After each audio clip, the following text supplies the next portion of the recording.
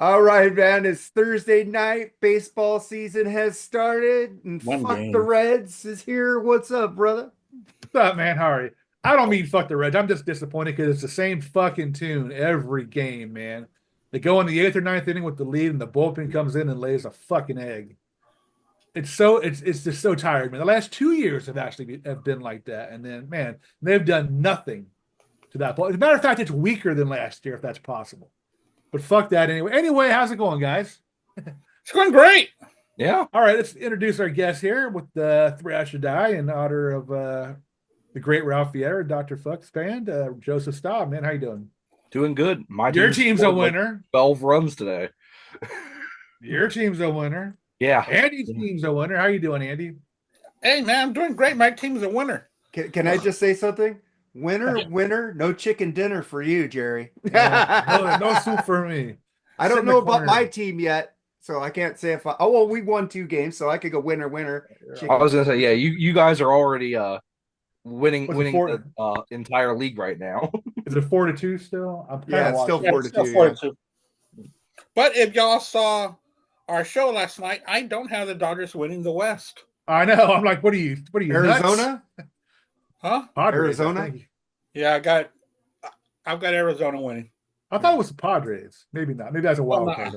I think that's going to be a closer race than people give it credit for. I don't. I'm telling you. I'm a Dodger fan, and I agree with you guys. I never think my team's going to win. I still think the Dodgers are going to pull it out in the end. I mean, just the team's too stacked.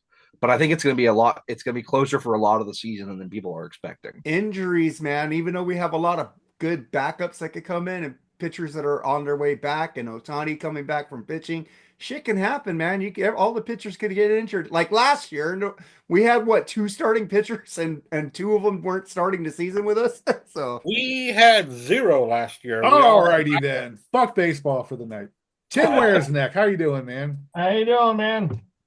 Yeah. I'm doing pretty good. And grumpy motherfucker because your team lost. Still I'm gonna be grumpy all year. So. And now that I'm doing a baseball show, I have to fucking keep in track of baseball all year. So that's gonna be even more disappointing. Andy, I might come on your show one day. I just didn't feel like doing it this week because I want to relax. You got to do it after the Dodgers lose a couple games. Just so I could be crabby. You know what? It's cool though. I'm glad I'm on this show because I miss baseball. I really do. I mean, growing up as a kid, that was my sport, man. Playing it you don't see that anymore. Kids playing baseball in the backyard, man. At least I don't hear. I see them playing soccer. Fuck soccer. Yeah. It's a shame, you know why? why? Because you need people to play baseball. You need 5 people at least. And soccer or basketball, you could just do it by yourself. You could home just run? kick a ball. Who? The Home run, Tigers? That's a home run. Yeah, Tigers. Oh, okay. I don't tell me because I'm like streaming, so it's beyond. Oh, I thought you were watching it. You did that shit to me a couple years. Fuck you. You did. I just got you back for the couple years you did that to me. Fuck you. I've been watching the Niners game. It's like pick 6. I'm like, huh? What do you mean? Then 5 seconds later, a pick 6 will happen. I'm like, dude. Well, you got me because I was all like, "Where? I don't see anything." I'm just gonna say. Am I watching the Tiger hitting a home run here? I saw it. I saw it now, but the thing is, okay, they should fix streaming where it's on par with the networks on West cable. Coast time. Yeah, I miss cable. Cable was much better. I got cable, but my cable's streaming now. I got the Spectrum app instead of what I don't want to pay for the box. But anyway, I'm telling you, get Nufu, NUFU. I love it. F you too, pal. $120 for the year. I get every baseball game, every football game, every basketball game, every hockey game for the year. Live. Yeah. I'm watching it live right now. No, I mean football. Yeah. Really? Because I thought YouTube only has exclusive rights. Oh, back to back. No, really? they're just showing the replay. Okay, my bad. Anyway, hey, Tom Hanks and his son are at the game. Okay, go ahead. Yeah, I'm ready. What we're doing tonight is, folks, Mark, me and Mark, we switch ideas, and sometimes we have our guests pick topics. I was just sitting there rattling my brain. I can come up with shit, so I'm like, fuck it. I just said, let's just pick 11 albums. Any albums you want, live, EP, whatever. We'll just talk about them, Could be any kind of genre, any year, any whatever you want to talk about. So it's not really a top 11. It's just 11 basic albums we're just going to talk about tonight. Maybe we have some unique ones that don't get much play, or who knows? It should be interesting. I got some ones that got a lot of play, and I got some ones that probably didn't. So, all right. With that being said, Mark, what do we got on BS, dude? oh, let's start off with I'm not a huge boxing fan, but this guy like superseded the sport of boxing. I got his grill and I got his quesadilla maker in the kitchen right now. George Foreman, man, what do you guys think about that guy? Go ahead, Joseph. Take care of that one first. Yeah, I mean, it's he was an icon of sports in general. Like Mark said, he kind of transcended the world of boxing, and then of course became a product shill. But I mean, he was a great boxer, he was an icon, and it's a shame that that generation is starting to just slowly die out. I used to love boxing, but there's just not that celebrity guy anymore. You know what I mean? I mean, you got freaking Jake Paul, but he's kind of a punk. He's not even really a boxer. You know what I mean? It's all MMA. Mayweather was the last one. Yeah, I mean, there used to be the heavyweight division hasn't been really, I mean, I think that Russian guy is still the champion, right? I can't remember his name at the moment, but he's been champion for like years. Well, the boxers need to go to like the school of like WWE and learn how to do shit. Like George Foreman could talk, and so could a That's how Conor McGregor got so big. Yeah, you need to learn how to fucking pump yourself up, man. Because boxing's like, hey, what's up, dude? Like, there's no fights in the weigh-ins anymore. To be fair, Tyson Fury has kind of gotten pretty good at that. Yeah. With Tyson the Fury's aspect, he's kind of a larger than life personality. He's a good fighter too. He is. Well, he's got that one MMA fighter, War Machine, that was now in prison because he beat up his porn star girlfriend. Yeah. You can't. That's a bad image to have. It is, yeah. Well, I mean, boxing's always been marred with shit like that. So, I mean, look at Mike Tyson, for instance. There you go. Yeah. Anyway, Andy, what do you think about George Foreman, man? Oh, well, George Foreman, he was a big boxing star in the 70s, and then he transcended into our generation as the ultimate pitchman. And not just pitchman, he just seemed to be a nice round guy, a nice all-round guy. I think he had a TV show that only lasted a season. Yeah. George 1, George 2, George 3, George 4, all 5. Didn't he have Georgette too? Georgette? I don't know. They're all named after him, probably. Yeah, they're all named George, which was pretty cool. How narcissistic is that to name all your kids after yourself? Yeah, they're his kids. Yeah. The wife didn't have anything to say about it. Okay, George, we'll do that. I mean, it's George Foreman. I'm pretty sure that they agreed on it. He doesn't seem like the kind of person to. Oh, I know. He seemed like a very nice guy. I don't know. When George Foreman first started out, like when he was on the Olympic team, he seemed like a real angry young man. Oh, yeah. Pissed off at everything. And because of that, he became world champ a couple times. Then he went through his boxing career, and he started mellowing as he went through his boxing career. And then afterwards, he turned into everybody's grandfather. Yeah, pretty much, yeah. I mean, just really grounded and really mellow, and just, and everything was peachy keen fine and great. And it's like it kind of reminded me of like my life. Because early on, when I was a young man, I was an angry young man, very angry young man. And you're fooling yourself. But why must you be an angry young man, Jerry? You beat me to it, fucker. And then, as you get older, you mellow out and you understand things, and you get it a little bit. And did they call you Mellow Yellow? There's actually a great movie about his life. I kind of enjoyed. Well, I can't remember the name of it at the moment, but it was actually really, really good. Yeah, it's probably named George. Actually, you come to think about it, it might have been. Yeah, everything's named George. Yeah, but I mean, like I said, I miss George in his prime. I seen him. His last title, I think they handed it to him because Michael Moore wasn't even. He was holding him up. I think that whole title. Wasn't he in the rope-a-dope thing? No, that was all. Oh, you mean the Rumble in the Jungle? Ali. That was Ali with who? I thought that was Foreman. Wasn't it? That was Foreman. That was Ali, the rope-a-dope. But wasn't it Foreman against that fight though? The fight. The fight that was Foreman and Ali, right?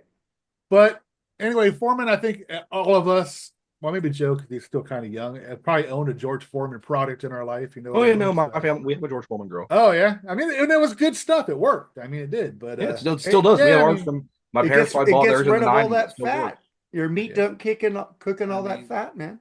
he was a character. He did some broadcasting for boxing matches. He was fun to listen to. I mean, very knowledgeable about the sport, and you know, it's a loss. It really is. What did he die of? You know, I never caught what he died of. I don't remember. Probably, you know, It brain was stuff. 76. That's pretty young now to die at 76. Yeah. So Yeah, usually- it's not old at all. I'm But, surprised yeah. that he was 76. I thought he was older than that. no, he's But, wow. 76. Yeah. Yeah, cool dude, man. It's good. The Yeah, he sporting world, lost a very, very good ambassador, in my opinion. All right. Tim, you just jumped in. Did you have anything to say about him? No, not really. Other than Okay. I thought he was an angry young man to start, and that's what you need when you're Yeah. boxing. And he turned out to be everybody's grandfather. Yeah, and it also said he participated in some of the most important boxing events of all time. So Oh yeah. thank you, George. I'm not a boxing fan, but I love your grills and I love your quesadilla maker. That thing is awesome. I don't have to fucking put butter on it. I just put a quesadilla, some cheese, put another flour tortilla on top, put down the top, cooks it without no fat. Fucking awesome. Love it. Oh, I'm sure that the brand will still go on. Yeah, No. the brand it will still go on, yeah. But then let's get to Joseph brought up this news. God, where is it? I put it on here. Yolanda Salibar, I can't say her name. Aldebar, the woman who killed Selena, has been denied parole. Joseph, take that one. Yeah, I mean, good. Like, what a cowardly way to exist in your life when you were facing prosecution for embezzlement from her companies, and instead of going to prison for that, you kill her. So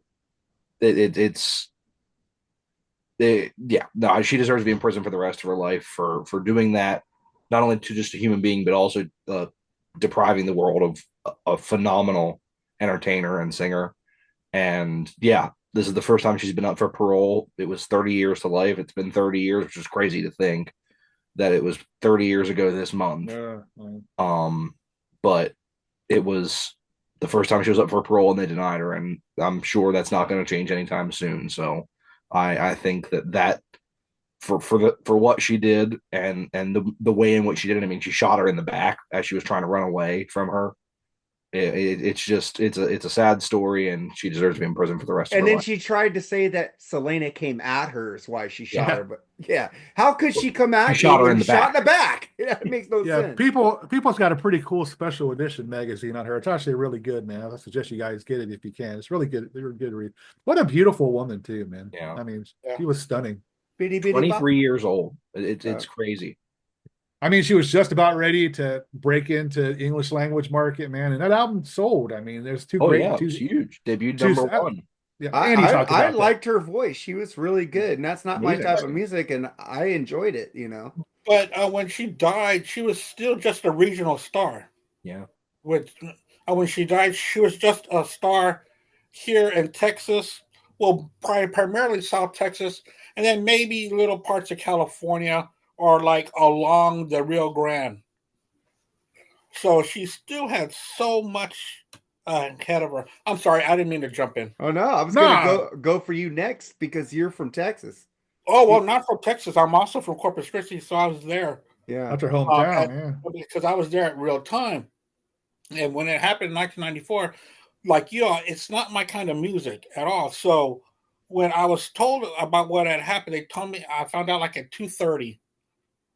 And this happened like an hour before, and my friend was telling me, I was in college at the time, and I will never debate this about this. I didn't know who she was. I was like, I don't know who that is, because that wasn't my music scene. So I went home, and my mom and my sisters were crying. I'm 8 years older than my closest sister. So they were in that kind of music. I wasn't. So she would play a lot in the Corpus Christi area, and they would go and see her because she would play at this place called the Yellow Rose, which was like 2 or 3 miles away from my house. I've gone, but I went to go see different stuff, of course. So she was a big star in Corpus Christi. She had her own boutique, which wasn't that far.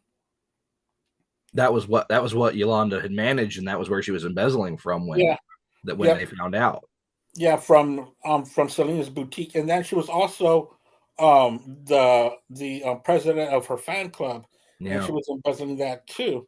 And I'm pretty sure Jerry's going to talk a little bit more about this, but yeah, she's not going to see the light of day. And this was the first time that she was up for parole. Yeah, this was the first time only. So I just got to say something. I'm glad she's in Texas, because in California she would have been released. Possible. You're right. Oh, because I'm not going to get my ex-wife Diane. Her brother got shot and killed at a high school party. He was just turning 18. He was going to go to the Navy, and this guy shot 2 guys, and he was up 30 years to life, and they let him out 2 years ago. There are some sympathetic people that are asking for her to be released. I don't know who would want these people.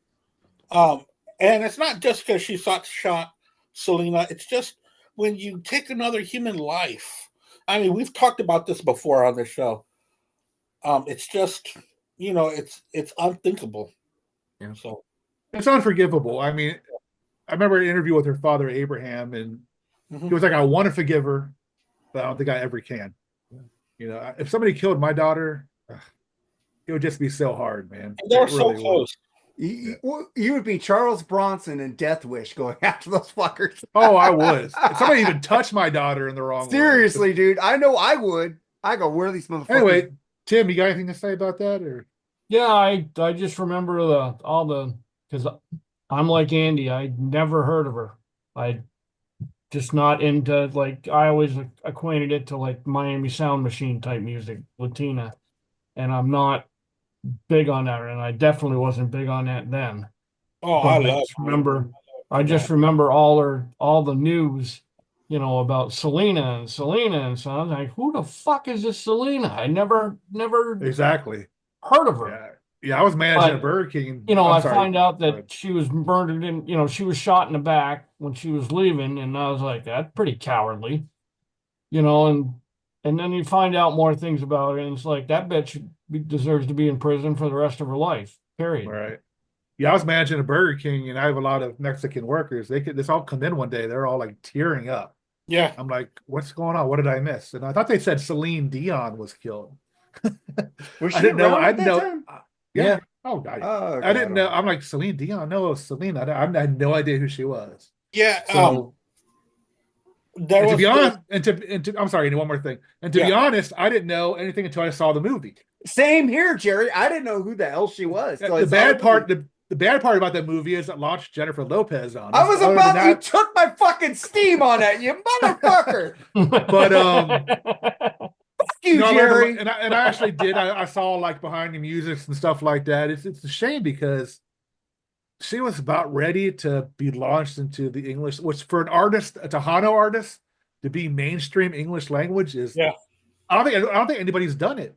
Oh yeah, they have. No, well, yeah, you got Gloria Estefan. Yeah, she's Cuban though. She's not Tejano. No, it's still Spanish. Well, yeah, it's a different type of. That's Cuban music, man. Yeah, that's true. But not in the Tejano realm. You're right. The bottom line is, and Joseph mentioned it's just a cowardly way to. What was he? 23. 23. I mean, shame. It really it makes me sad. When I hear shit like this, man, it really unnecessary. What could have been? What could have been? I'm pissed off, Jerry. You took my J-Lo joke.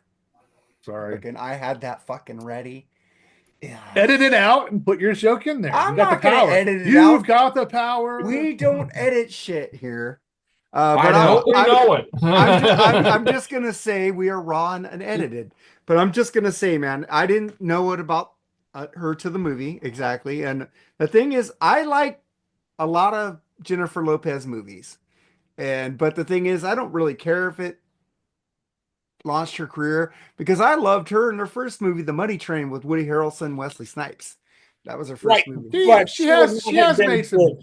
But She has made some decent Selena movies. made her a star. You know, Selena made Yeah, her a star. Money Train would have. She would have made a couple more 80. I'm sorry, a couple more 90s movies, and Jennifer Lopez would have disappeared. Yeah.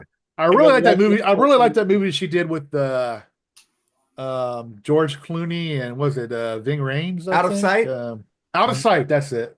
Love that movie. Had Steve Zahn in it. Had a great cast. I love fucking Steve Zahn, dude. I do too. I will say this. Selena is living proof that the old adage is absolutely correct. You know, you are not guaranteed a second on this earth. True. The thing is about Selena movie, it launched her fucking musical career, and that's what fucking killed me. Keep her in the movies, but the musical shit is fucking horrible. I Jennifer never heard Lopez. such bad. Yeah, Jennifer Lopez. Yeah. That launched her musical career more than her movie career. Fuck I never that knew shit. she had one. Yeah, but a lot of people like it, Mark.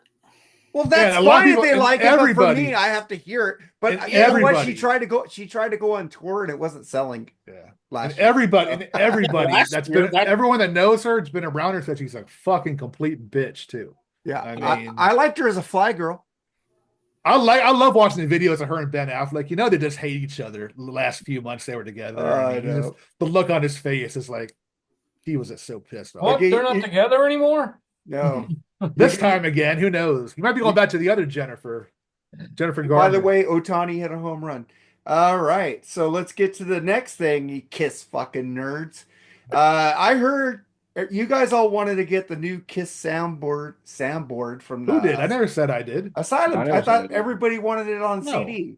No, I stopped. I've never even heard of it. If they put it out, I probably would have bought it. on CD. Yeah, Yeah, but they're only putting it out in Japan on CD. which I think is ridiculous and stupid, and it's a very un-Kiss like thing to do. Right? No, it's not. Killers. They just want you to buy the vinyl. Killers was an import. Yeah, but that Ooh. was very different time though. Like Kiss in the 2020s being the money printing machine that they are, you would think that they would want to sell it everywhere. But if nothing else, it makes it clear that I guess the last couple didn't sell, which I think is everybody knew that. I mean, I have except the Why last do you think they're going back to Vegas? yeah. Oh, The money. The Animalized soundboard I thought was awful. I didn't buy it. The Poughkeepsie one, but yeah, but you got Bruce Kulick on this one. I love Bruce Kulick. yeah, and I wish they would have released it here. I probably would have bought it, but I just think Tigers hit a home run. there's a market. Bruce Kulick would have had an awesome Who's career in Kiss had it not been for Crazy Nights. Yep. Yeah, Sucks. how many times do I have to say I love Crazy Nights? I know. Well, we know, Mark. You're the only one. No, Chris Senzak loves it too. So does It's- Nate Bushy. Yeah, that album completely derailed, and they never really got it back. You All know right, what? I was listening to I finally listened to that Billy Corgan interview with Gene Simmons. And did you guys pick up what Gene Simmons said in that episode? About what? He part? said that Kiss is in a cocoon right now and they're ready to emerge like a butterfly. Oh, boy. Vegas, bitches! Vegas! They're coming out as a butterfly. They're taking off the makeup again and coming back with Kulick. You know what? I'm okay with taking off the makeup at least. That's all right. Yeah. They should've done that a long Again, time they ago. already pulled that shit. I don't think let the Mark- If let the fans enjoy it. little shows here and there with like the Revenge lineup, that'd be kind of cool. Yeah, They had already said when they retired that they could be doing spot shows Yeah. down the road. So this is nothing new. Taking the makeup off, they never should have put it back on. It should Well, just they should have because because Or they should have everybody knows retired what it- they look or they like should have long retired it after before the they farewell took the makeup off. So it's no surprise, you know. I don't understand the big deal on the makeup. It's It's the a- music that matters. it's a fucking money grab because Gene Simmons' solo tour was not selling, and they want to make some fucking cash. Well, of course they do. And if you heard They Gene always Sim- do. Them if you- mansions aren't cheap, you know. if you heard Gene Simmons on there, it's all about money for him. It's all about money. Always has You been. know. Oh, what? He's I been want to saying make that since cash. the 70s. Don't you want to make money, Mark? I'm making enough money I'm having fun with my life, man. I'm Okay. good with where I'm. Okay. That'd be cool. That'd be cool not to go to work anymore. Yeah, you but know, that's what they're but doing, I and don't the need bands I are don't need trillions of dollars to make me happy. If okay. I had Oh. like $100,000, I'd be happy. You Some know, All right. people, that's their drug. yeah, it's a drug. You know, But let's get to some fucking really fucking somebody's like taking a lot of drugs here. Kirk Hammett says everybody loves Metallica's Load and Reload now. Somebody yeah, take Kirk that. Hammett stoned. Yeah. Oh boy. I mean, can it be any worse what they've been putting out lately? I don't. Well, Hey, I I mean, love 72 seasons. I did like Hardwired, I but think you say it at least once a week at this point, Mark. yeah, Well, because he brought it up. yeah, it's whatever. Good luck with that, Kirk. What about They you, sold Tim? a shit ton. That's all. It did. And we got one guy in our group that says that's his favorite album of all time by Saw that. Metallica. And I go, are you serious? Yeah. God dang, that album could make one good album. Not great album. Not even. I'd rather EP listen to maybe. I'd rather listen to half of both those albums than one full album of Saint Anger. I am the only guy that likes Hero of the Day though. So I love Hero of the Day. What the fuck are you talking about? Yeah, me too. Mama, There's like maybe 10 good songs between both of these albums. Yeah, you Oh, can make wow. one great Oh, album fuck, out of dude. those. Do you just like use the force and have them come in your hand or what? Yeah. How Oh, the okay. fuck do you do that? Yeah, I was just about to say that. And again, Jerry. Strong with the force you are. Again, Jerry, you take my shtick, fucker. All right, what do you got? Anybody else got to say anything about Kirk Hammett's Delusional? Go ahead. Yeah.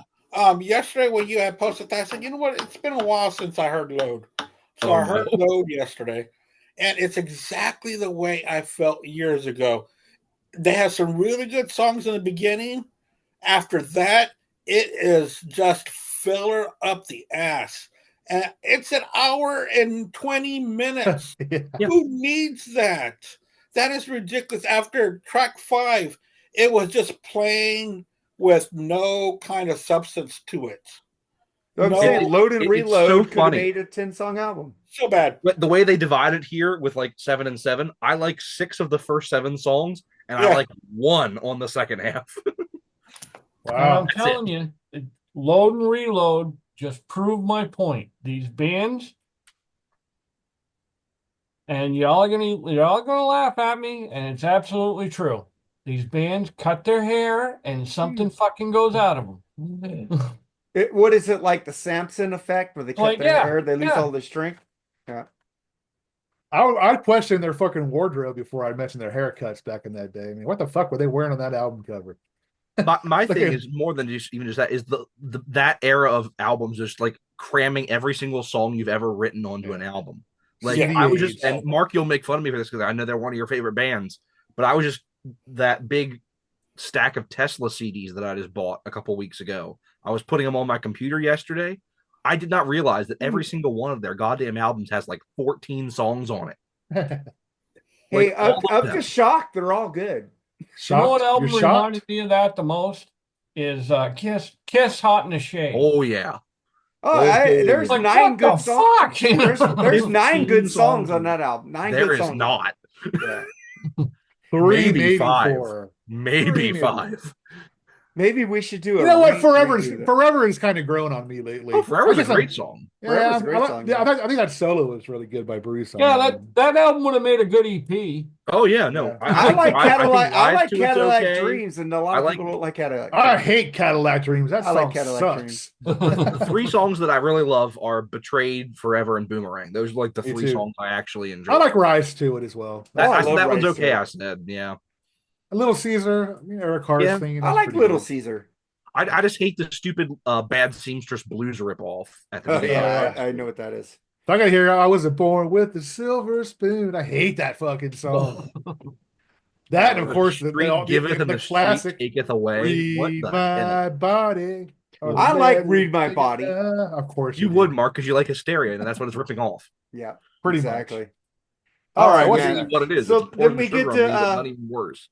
we get to Kelly Hansen is not playing with Foreigner on the Canadian farewell tour because he has chosen to step away from the band and spend time with his family. Well, maybe he wow. thought they were actually going to retire. Now they're even more of a cover band. Yeah. Right. Maybe his mom, maybe his wife said, "Hey, maybe you should spend more time with your family instead of singing in a cover band." But Yeah. isn't the guy they got now played? What's their singer in a few shows? Now, Yeah, what I his hear, Some name's he, Canadian Graham. guy. from what I hear, he actually was on the Hall of Fame, being a Oh, he backup was? singer or something. That That's- was a fucking farce, that Hall of Fame. That's fucking- one band I'm shocked that never got back together was Hurricane. Yeah. They are together without Kelly. Yeah, but the They original. got I'm Rudy's. What is surprised. it? Carlos Cavazos' brother's still in there. And I they- think Rudy Sarzo's brother. Yeah, Yeah. Rudy Sarzo's brother's still in there. Yeah. Yeah, because Did I you saw them notice a that few we years call ago. him Carlos Cavazos' brother and Rudy Sarzo's brother, not their real. I don't know their You names. don't That's know why them. I don't know their names. But you know what? When you're messing with me, you're messing with a hurricane. Yeah, I that first album is great. Oh wow, Fuck yeah. Carlos I thought- Cavazos actually in Hurricane now. Yeah. What? I thought Hurricane sucked, actually. But I that's liked just my Hurricane, opinion. man. Except for Alice Cooper's cover that they did. Oh my fucking god! I'm 18. Yeah, that was awful. Yeah, that was a- Rudy that was Rudy okay. Sarzo's brother left Hurricane. Now it's actually Carlos Cavazo is the guitar player. Oh, So both I thought he's Cavazos back are- with Rat. I thought Carlos went back with. well, he's doing some Warren shows and, with them. Yeah. Oh, Yeah, he's he's doing not the shows back with- permanently. Oh, all right. Well, they've only announced 3 shows so far with DeMartini, and he's only doing the shows. But shows how with the DeMartini. fuck is Hurricane playing shows? Nobody knows who the fuck they are, anyways, except fucking big rock fans. How the fuck? They were okay? This will tell you everything you need to know. They were the opening band at M3 one year. Oh Oh, wow! my. Opening. You like Hurricane, Andy? I like the albums with fucking Kelly as their singer, but they're not that huge. They were never. Kelly can sing. Don't get me wrong. He's No, got a Nobody good said voice. they were a huge rock band. They weren't huge at all. It's like Britney Fox. Who gives a fuck about them? Same thing. Andy, do you like them? I've Hurricane. never heard of them. Oh, okay. Tim, Yeah, or you just I talking? like their debut. I don't love know. the debut. I think I probably like Britney Fox more than I like. Second Hurricane. album was pretty good too. Not as good as their debut. They're another band that plays early in the day at M3. Yeah, Just Whenever because Britney you're Fox has one song that I like, and I fucking love the song, and it's a song "Dream On." I love that fucking song. Oh jeez, dude. Mhm. I wasn't when I saw Hurricane. I wasn't even paying attention to what they were playing. They played that Alice Cooper cover. Oh yeah. Ugh. I mean, All right. I've heard of the band, but I've never heard their music. Yeah, me It's too. like- it's like I've heard I'll the send you I'll send you a song. They're pretty good with It's Kelly. like I'm not going to listen to a band called Hurricane, just like I'm not going to listen to a band called TNT. TNT is horrible. I love. I gotta TNT. find Tony that out Harnell's because great. Al Dude, I'm Horta. Al Horta Actually- actually texted me today Yeah. and says, "I want that TNT album that I was going to destroy." I know. And he said, "Give it to me, and I'll trade you for something." I gotta find it over here because he Yeah, wants to no, trade TNT me. I loved. Like I said, I saw Tony Harnell a couple of years ago. I think it was that same year at M3, and he was great, and he played all TNT songs. But the thing is, I thought I liked him when I heard a song yesterday. I go, God, this guy is worse than King Diamond. He's singing too high. It's like, why? did he have a First of all, choice? to say the word "worse" and King Diamond in the same sentence is. See, it's- Mark, it's if not that's how true. you think, then that's why I love him, probably because I know how you feel about The, King the Diamond. the highest voice I love is fucking Mickey Thomas or fucking Michael Sweet. Speaking of Merciful Fate and King Diamond, right now I'm in the middle of John Zazula's audiobook. It's very good. I thought we were But- gonna listen to the Bono book. Huh? The Bono book. The what book? Bono. Bono. I'm still waiting for it to be available. It's still Oh, okay. It's still not available. So anyway, he was talking about. I'm trying to listen to as many albums as I can from what they did, and one of them was Melissa by A Merciful Fate, because their label distributed it in the U.S. So I went ahead and I played it. Oh my God, I absolutely fell in love with it. So I'm in the middle of it, of hearing it again and again and again. And I understand about Mark talking about the voice. It is different, but Annoying. it matches the music just so perfectly. Oh, the music is beautiful. The music is Music is great. It's great. just his vocals that get me. No, but the vocals match it perfect. It's like Ghost. It's like the music is great. I just can't stand the guy's voice, you know. And I tried to like Merciful Fate. I tried to like King Diamond. I tried to like Ghost. I make fun of them, but the thing is, if you guys like them, I'm not being a dick about it. Enjoy it because I don't. it's okay if you guys like something I don't, and that's always okay. Is it okay, Mark? It's always okay. Andy, I remember torturing Melissa. Definitely check out the second album. Don't Break the Oath. Yeah. It's even that's better. their best. Hey, I remember torturing cheerleaders with Into the Coven. Man. I remember cranking that album a lot. The opening song, A Dangerous Is it Meeting, Coven or Coven? Nuts. I always called it Coven. But Coven, whatever. yeah. Coven. Curse of the Pharaohs. Heard, all kinds of great shit yet? on that album. What did you say, Andy? Did you hear Division Bell yet? I did. I was gonna. What did you think about I was gonna put that on my stack of albums tonight, but I didn't. Yeah. I liked it. I'm definitely gonna revisit it again. Okay. I liked it. I didn't love it. Thank you. I really loved side 2. Side one really didn't grab me that much, but I want to go back and listen to it again. High Hopes is one of the best Pink Floyd songs ever. But I really the second half is just fantastic. It starts off slow. It does. Yeah. But no. What? Coming Back to Life? That's a great fucking song. From Take It Back to the end of the album, I really loved that part. But I want to go back and listen to the first half again. I think Take It Back is the best song on that album, I think. I love that. That song blew me away. And then everything else on the album after that I really liked as well. But I want to go back and hear the first half again because it didn't really grab me. But I don't know if it was just like I wasn't like paying enough attention or what. But I do want to go back and listen to the first half again. Down on me. All right, Jerry, shut up. But now I have this giant stack of David Gilmour and Roger Waters. Yeah, I saw that. Good. That's some good fucking choices. He got his last 3 solo albums, man. Those are all good. I already had the 77 one or the 78 one on CD. About Face I saw on there, I think. And so now I have all of the rest of it. Live in Kadesk is fucking one of the great live albums. That's great. I love Rattle That Lock. I mean, on an island. I like it, but I don't love it. I like it, but I don't love it. Oh man, I love fucking. I need to listen to his last album, but the first 2 songs I heard of it didn't make me want to. Have you ever heard the song "A Boat Lies Waiting"? A song you wrote about Richard Wright. What a beautiful song, man! That is, man. It gets me emotional. Anyway. What we got next? All right, let's get to Mick Fleetwood and Lindsey Buckingham are working together again, which is Lindsey's working on a solo album with Mick Fleetwood. So he's helping him with that. So I think that's pretty cool. What do you think about it, Joseph? Yeah, I'm really interested to hear that because, I mean, and Lindsey Buckingham I think is a genius. I just think that he's written some of the greatest songs, melodies, guitar parts ever. And I love that he's getting back with Mick Fleetwood to get some. Hopefully, there's some good songs that come out of that. I'd really be interested to hear that. I heard Mick Fleetwood is full of joy working with him right now. He's just being like a little kid in the studio. Yeah, Mick's been on record saying he did not feel right about firing Lindsey, but he just had no choice because of Stevie. Twice. Twice. Yeah. He's just felt bad about that. He said Stevie's that before. A bitch.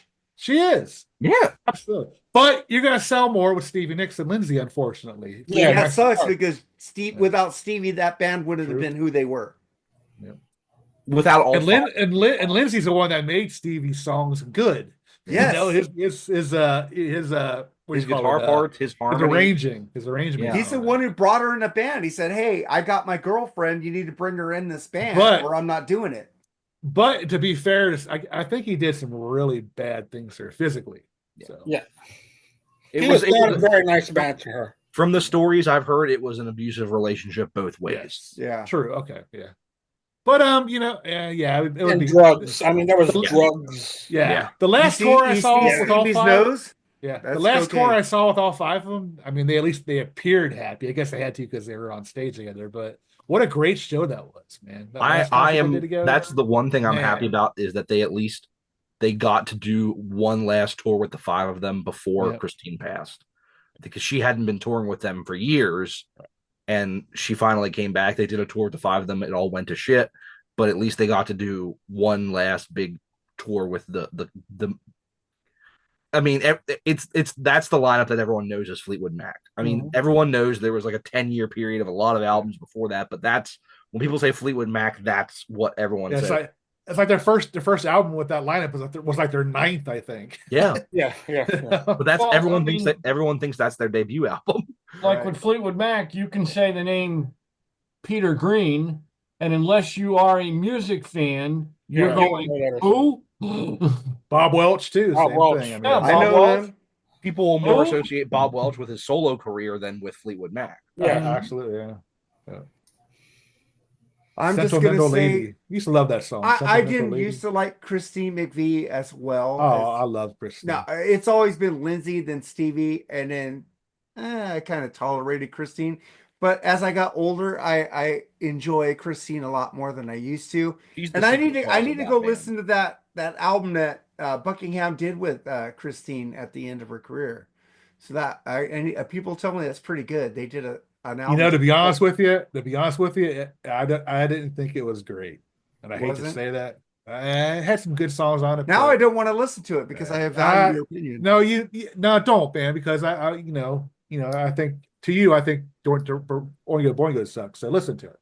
Hey, Oingo Boingo might be on my list. But yeah, I mean, it had like 3 or 4 good songs. The concert was good. The tour they did was really good. But yeah, I wasn't a big fan of it. All right, man. So one last story here. You guys all talked about Mick Fleetwood, Lindsay? Yeah. All right, one last story. Skid Row Snake once again rules out reunion with Sebastian Bach. I'm not going to do it and fake it for the blank check. What do you think about that? Why Joseph? are you talking about The sky is blue? The sky is blue. Stars because are bright. I like to fuck around.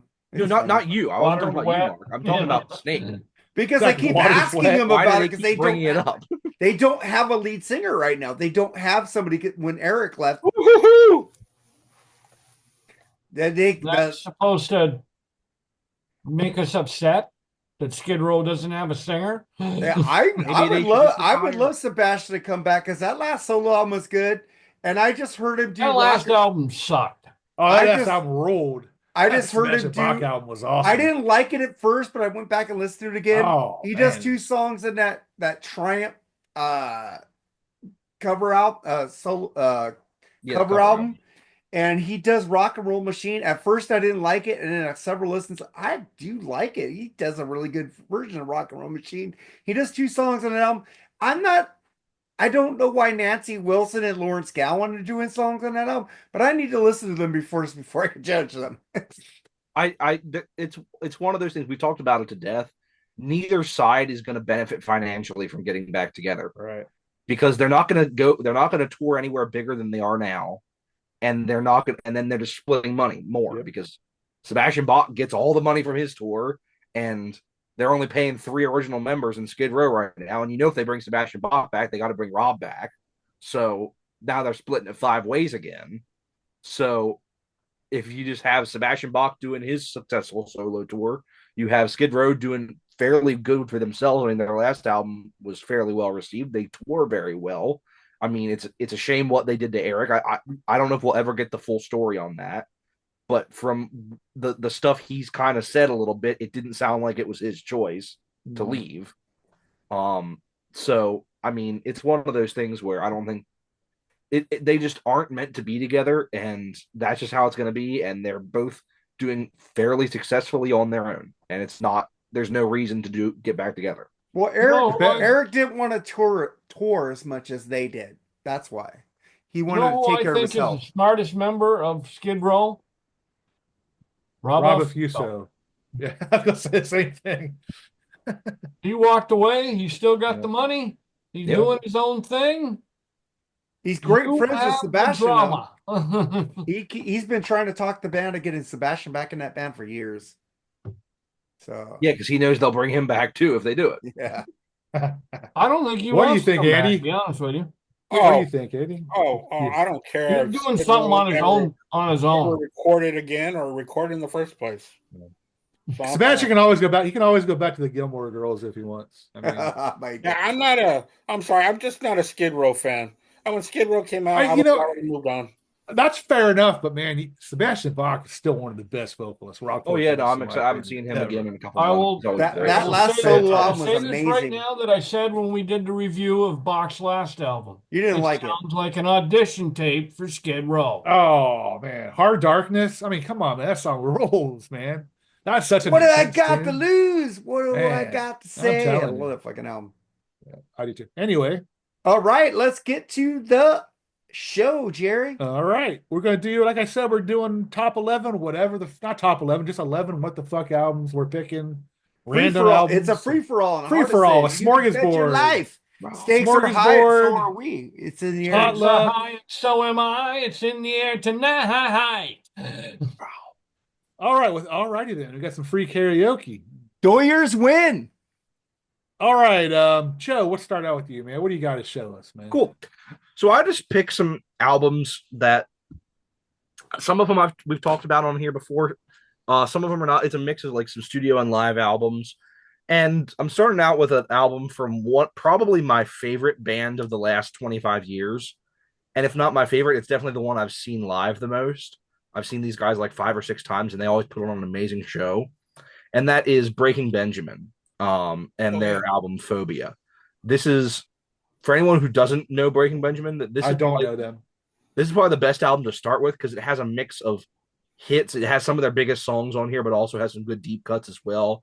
But Diary of Jane was their biggest hit, and that's on here. Breath was one of my favorite songs of theirs. That's on here. Evil Angel. What's like their big song? What's like their biggest song? Diary of Jane, and that's on here. Yeah, I love Breaking Benjamin. They're really good. You probably would recognize it if you heard it. Just from like it was around a lot. Are they one of those bands from the 2010? Yeah. See, I'm just not really familiar with bands from that era. I'm really not. You need to check them out. Breaking Benjamin is really good. They got a little death metal in them sometimes, you know. Yeah, he goes heavy sometimes. He goes really guttural. Yeah. But like just in general, they're really just a solid, straightforward rock band. Yeah. And in fact, they're playing Rocklahoma, Jerry. Well, okay. I will check them out myself then. Yeah. In person. I think you'll enjoy them. Over the last first time I saw them was 2018. So the last like 7 years, I've seen them like 6 times, and they're always phenomenal. I've seen them play with everybody. They did a dual headlining tour a couple years ago with Alice in Chains that I saw, and they were phenomenal. I just saw them last year at our local state fair, and they were great. And they just always put on a good show, and I just think they're a really solid band.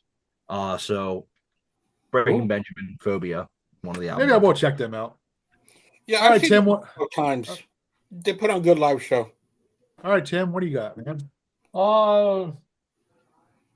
I'm going to talk about a band that we've already discussed on this earlier segment. Kiss. Look it up. I think it's the best album they put out. They definitely the best album they put out in the 80s. What the hell, dude? How do you do that, Joseph? My Kiss section's right behind me. Oh, okay. Jeez, it's like it just pops up in his hand, whatever we're talking about. But I think I thought Andy was good, but damn. I think it was he's taking it now. I think it was Kiss's comeback. I know that everybody thought Creatures of the Night was their comeback, but it didn't do well. But Lick It Up was definitely. Look It Up. I like Creatures of the Night way better than Lick It Up. I do too, but Lick It Up was more of a. Well, because they went on MTV. If you take the title track out, it's a great album. I like Lick It Up. I'm just tired of hearing the title track, by the way. That's a good pick, dude. That's a good album. All right, Andy, what do you got? Yeah, I went to a record convention probably about 2 weeks ago, and I still haven't finished what I'm going through. So a lot of the stuff I haven't heard yet, but I did find some interesting stuff. I bought this one on cassette, this one I have heard, and I was pleasantly surprised because I've heard a lot of crap about this album, and I liked it, and I think it's because of the singers. People don't I think kind of judge this guy wrong and this band incorrectly because of the change in singers. But I like the X Factor by Iron Maiden. I do too. I love that album. Love it. God. Love it. Thank you, Andy. Yeah, man. Of the two, it's definitely the better of the two Blaze albums. Yeah, it is. Stuff on there. So I bought it for $10, which wasn't bad on cassette, and it sounds great. So I dig the music, and yeah, I know that his vocals are, I wouldn't say rough, but when you compare him to Bruce, of course he doesn't sound like Bruce. it's unfair to compare him to He doesn't Bruce. sound like the original singer. He either. does. Bruce does sing them better live, the Blaze songs. Oh but, yeah, he really Yeah, does. Bruce doing But I Sign didn't of the mind. Cross live is amazing. Oh, amazing. I mean, yeah. I felt bad for Blaze. They showed him at a gig or a show, and he was like way up in the bleachers or something. They wouldn't even give the guy a fucking decent seat to see them live. You know what I mean? Felt bad for Blaze. Well, I really dig it. So, X Factor by Good one. by Iron Maiden is what I start off with. Cool. All right, Mark, what do you got? I don't think anybody's gonna pick this band. YNT 10, released in 1989. Fucking, you got a hard times, Lucy. Don't be afraid of the dark. That's not a bad song on this fucking album. It's fucking Dave Medichetti, Steph Burns on guitar vocals, Phil Kellamore on bass vocals, Jimmy DeGresso on drums, Steve Smith even played drums from Journey on this album, on all other tracks. Fucking great fucking album. I listen to this album, I just play it straight through. So fucking good. And I bought this album when it came out in June 1990. I fucking loved it. And I still love it. It's one of my favorite albums by YNT. I love the 80s stuff that they did, but this album is fucking amazing. And it got overlooked by a lot of people. And it fucking sucks. This band is one of the most overlooked bands of all time. And it fucking sucks because musicianship, Dave Medichetti blows a lot of those fucking bands away from the 80s. Him and Phil Kellamore blow all those people away to me. I mean, they're known for Summertime Girls. You know what I mean? It's like that's not their best song at all. Oh, it's one of their worst. Yeah, I agree. actually like the song, but it's not. I do like the song, but it's not one of their best. All right, cool. Well, my first one is a band that hopefully Andy can help me out and get their album on Record Store Day. This is their debut album, Collective Souls, Hints, Allegations, and Things Left Unsaid. I think it started out as Ed Rollin demo, I think, the main guy in the band, but it ended up they kind of discredit the album now, I think. I don't think so. There's a lot of good tracks on here, man. I mean, Heaven's Already Here. That's a beautiful ballad. Sister Don't Cry. I mean, I love Ed's voice. And some people think his voice is kind of annoying. I don't think so. I love it. I get that, how his high pitch can be kind of who says yeah. Oh, I've heard all kinds of people. Yeah. But I think this whole band, this lineup especially, until the guitar player just fucked Ed Rollins' wife. You don't do that when you're you don't screw the lead singer's wife and expect to be in the band still. Bro, that's what happened. Yeah. Oh wow.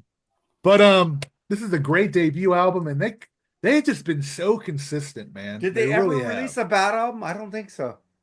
I don't think so, man. The Rabbit album, I love the Rabbit album, dude. It has some decent songs on it, but I mean, their next self-titled album, Dosage and Blender, which I hope Andy can pick up for me on Record Store Day. But I got Dosage because Mark fucked me on Dosage. I'm just kidding, you didn't. But I asked you if you wanted me to ask him for it. He said no, it's okay. But anyway, that's my first one. Collective Soul, Hints, Allegations, and Things Left Unsaid. And they're a phenomenal live band. I saw them last year, and I'm hoping to see them again this year. They just announced a headlining tour that's coming around here, and it's them and the band live is what playing with Ed, right? He's back in there, right? That'd be a good show. Yeah, last year I saw them opening up for Hootie and the Blowfish, and that was really good. Really? Opening for Hootie and the Blowfish? Okay. Well, Hootie that was a pretty successful reunion tour, I guess. Yeah, no, and both of them were phenomenal. One of the best shows I've been to. But that gave me enough of a taste to want to go see them headline. So, yeah, they were phenomenal. They put on a great show, and I really want to see them headline. But like the only song they played from that album you held up was Shine. Yeah. Because I think if you listen to interviews with the singer, they don't like that album. I don't think because it was I don't know why. It's fantastic because they got like a violin solo. They consider the next one, the one with December on it. That's what they consider like their debut album, the self-titled album. Yeah, he considers that we'll make it well. It wasn't that on the Jerky Boys. Jerky Boys, yeah, Jerky Boys. Jerky Boys rules, by the way. They were funny. Yeah, they were like the original pranksters, man. Before, but come on. I never heard anybody go, yeah. Yeah. Yeah. I love that. Yeah. Yeah. All right. Let's go with number 10, Joe. Alrighty. So the next one, I think I've talked about this album on the show before, and I can't remember when I brought it up. But this is a really great live album that was released originally in the 70s, but they put it out an extended live version in the 90s that has a lot more songs on it. And that is Elton John's Here and There. It is disc one is they're both shows from 1974. Disc one was live in London. Disc two was live in New York, and the New York disc is the show that he brought John Lennon out, and it was John Lennon's last ever public performance. And it was right after Whatever Gets You Through the Night went number one, and that was what the promise that John Lennon made to Elton John was: if this song goes number one, I'll come out on stage and play it with you. And so he came out on stage. They played that song. They played Lucy in the Sky with Diamonds, and they played I Saw Her Standing There together. I got that on a 45. That was John Lennon's last ever public performance, and that's on this CD. But it's just two phenomenal shows. The show in London features a lot of early stuff, and it was just him at the piano, and they slowly added members to it. But like the London show opens up with Skyline Pigeon and Border Song, Take Me to the Pilot, Love Song, Bad Side of the Moon, Burn Down the Mission. So it's a lot of like the early stuff from the first couple albums, but it was played in 74. So this is like on the Caribou tour. But it's just two really great live shows from Elton John when he was at kind of the peak of his powers. And I love listening to both discs, and they're both so different. But yeah, so Elton John's Here and There. Cool. All right. Tim, what do you got?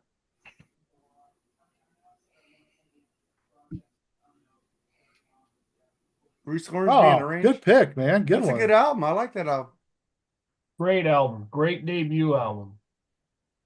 I saw this guy live on Virginia Beach on the pier. They had a series of concerts on the pier, Pier 13, I think it was, and for free. And I fell in love with this album then, and I'm still in love with this album now. Just a great debut. River Runs Love on it, and you can always tell. You can always tell Bruce Hornsby's song by the piano sound. He had just one of the most unique piano. Even when he did End of the Innocence, that piano part, you knew that it sounded like Bruce Hornsby. Exactly. Like Bruce Hornsby, yeah. Right. It's a good pick, man.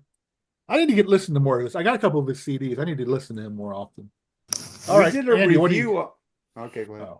No, go ahead. What are you going to say? I said me and Lee did a review on an obscure Bruce Hornsby album, so go check that out. Oh, okay, Andy. Yeah, I watch a lot of y'all's podcasting shows, and there was one recently that I was not on because I'm not that well rehearsed with the band UFO. Well, y'all did top 11 UFO songs, and it was a very good episode. And I was saying, man, you know what? The next time I go shopping, I gotta see if I find some UFOs. So I found these two last month. This one is No Place to Run, which was really good. I really liked this one. I know that Michael Schenker's not on this one, but man, they really do a really nice cover of Mystery Train. I like that cover. But also got also Lights Out. That's a great album. Yeah, but I'm favoring this one a little bit more. Listen to Strangers of the Night live album. That's my favorite. Well, I don't have it, so. Well, I'm saying if you see it, get it. Yeah. Oh, well, yeah. I had it, but I wasn't into UFO, so I traded it years ago. That was dumb. So listen to it first. I don't do dumb things, Mark. You did there. That was dumb. Well, Strangers of the Night is one of the best live albums of all time. That's what got me into UFO. So. But maybe I didn't agree at the time. Well, did you listen to it?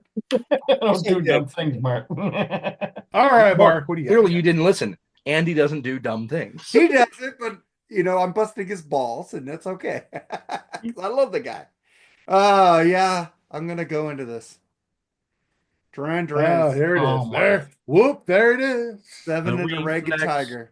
I didn't pick Rio. I didn't pick the reflex. self-titled album Flex, because flex, flex, flex, this flex. is the last album basically with Andy Taylor on it.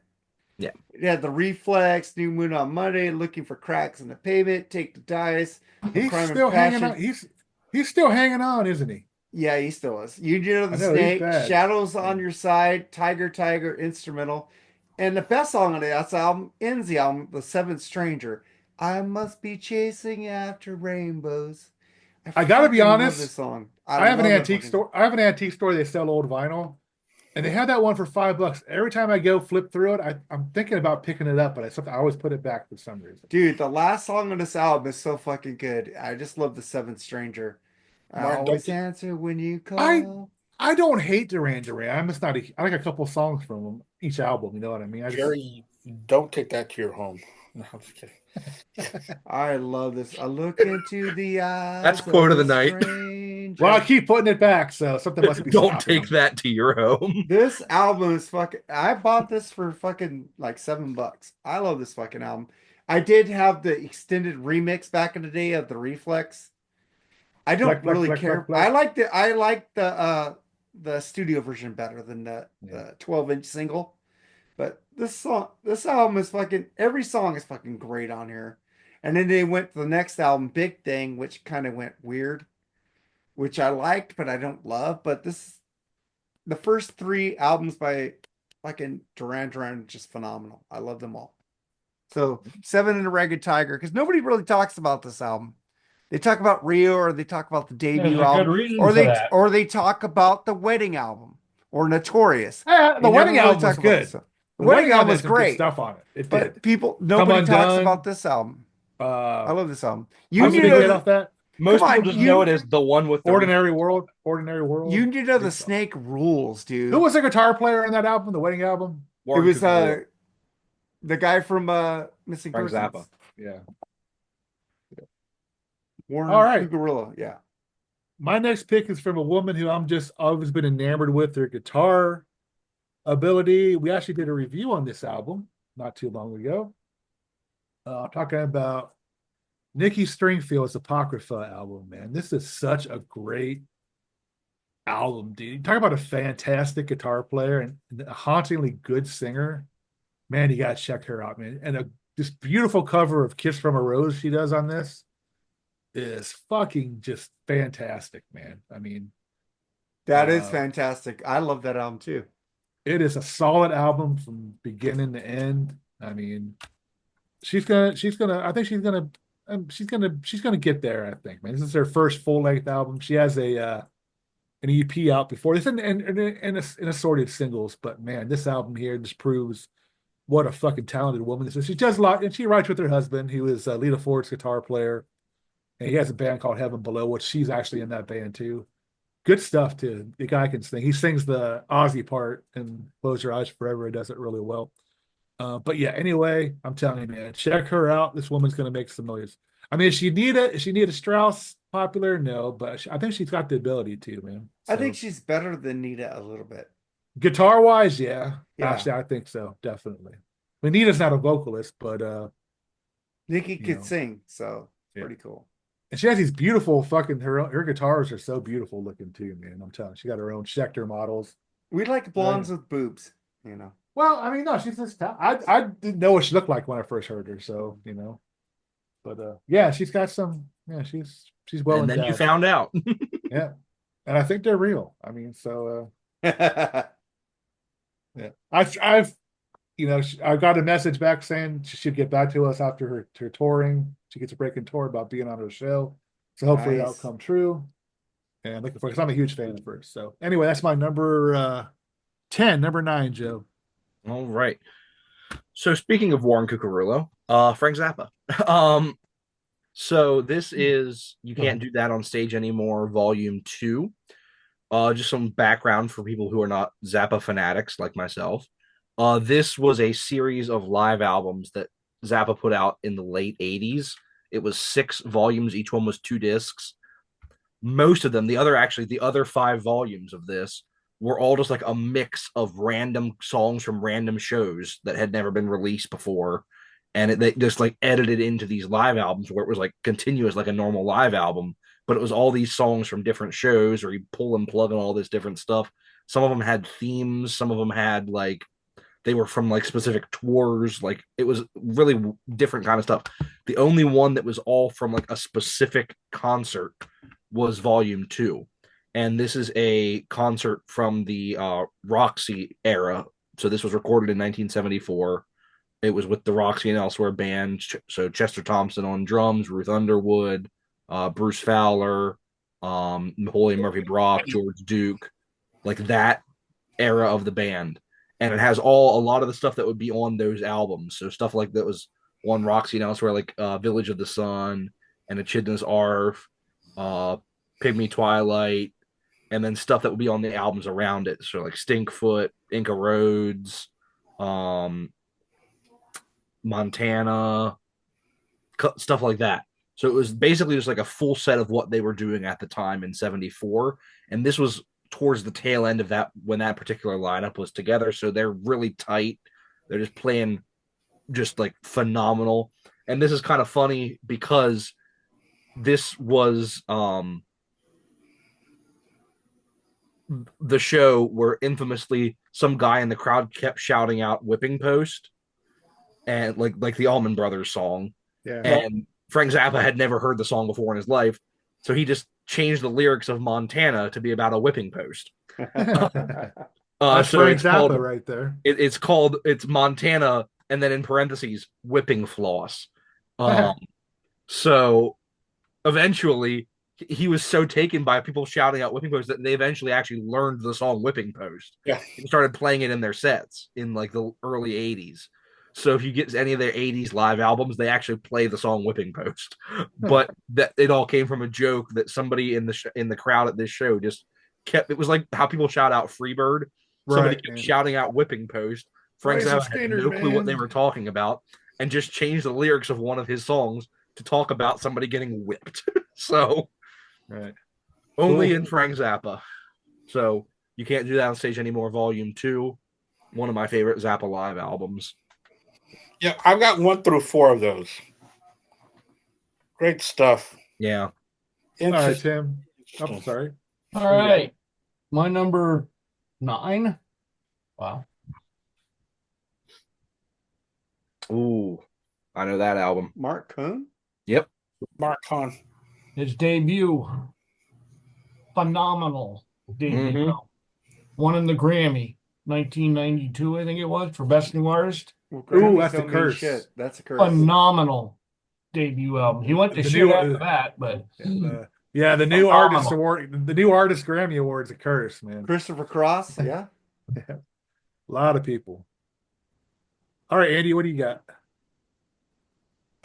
My co-host from Black Splinter Circle, Al Horta, has this knack of finding album covers that look cool and then buying them because it kind of resembles the music we listen to, and it always turns out good for him.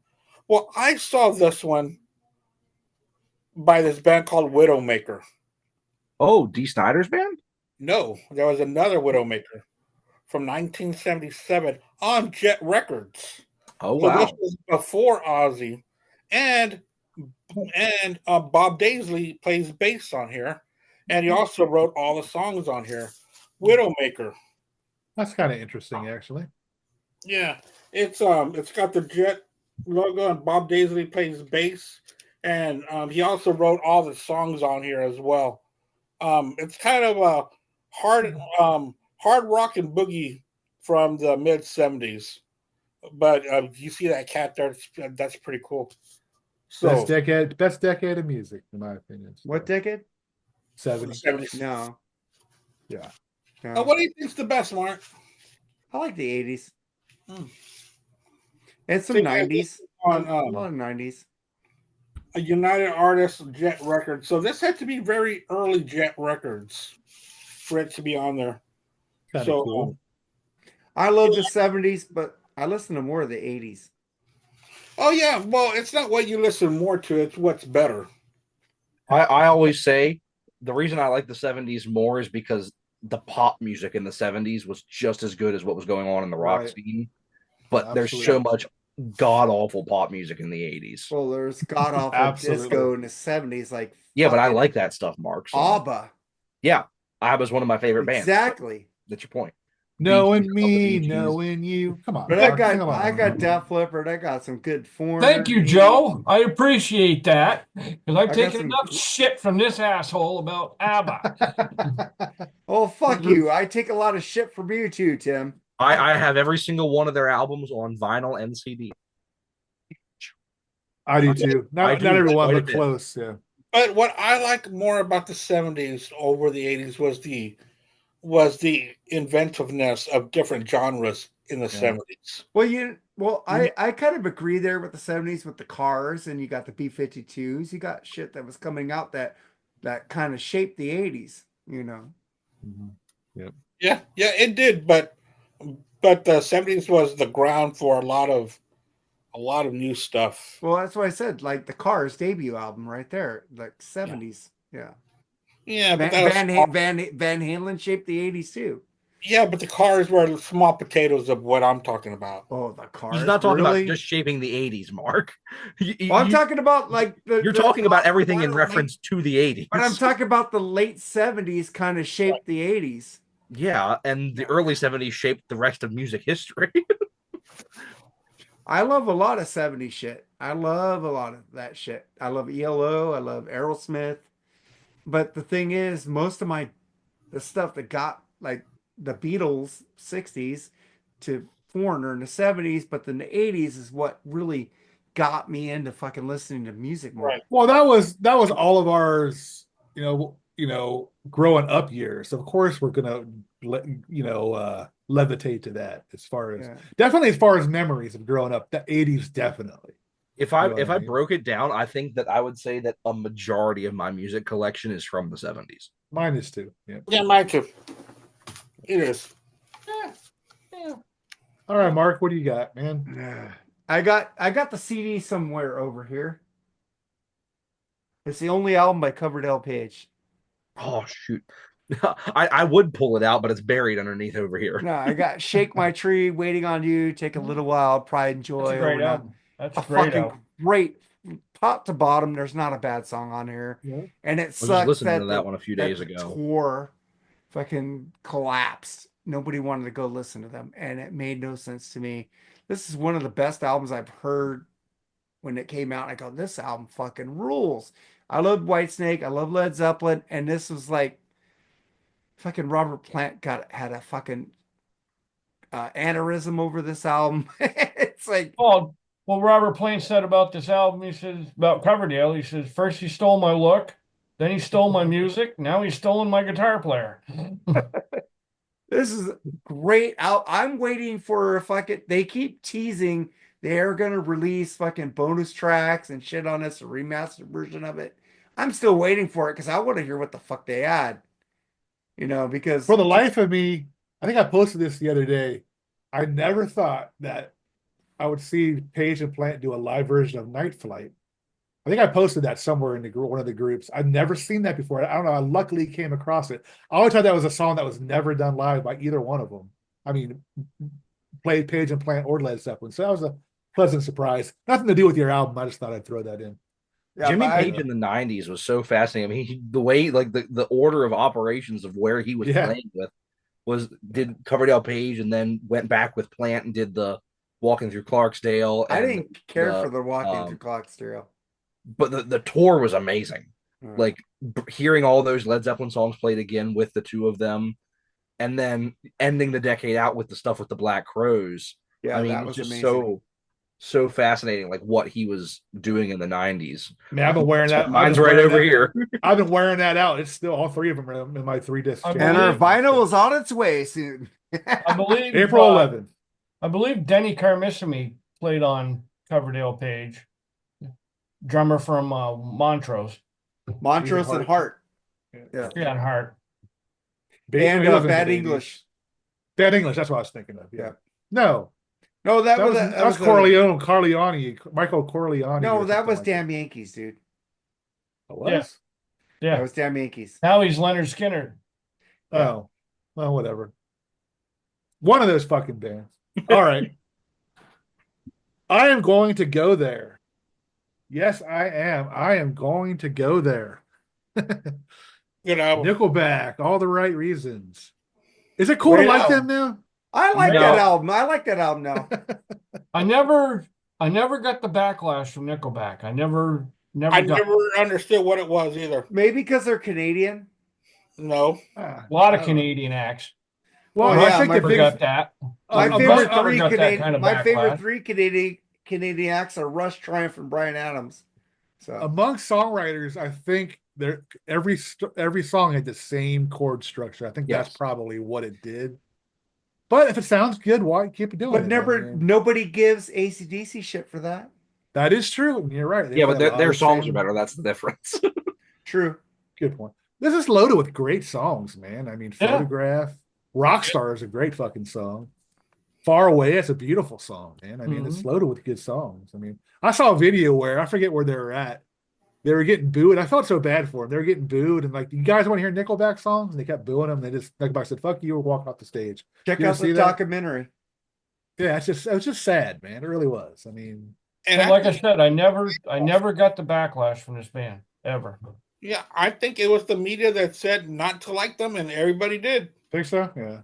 Yeah. See, they're just a band that I've never felt strongly about either way. I don't hate them, but I don't like any of their hits really. Like I just don't. They're not.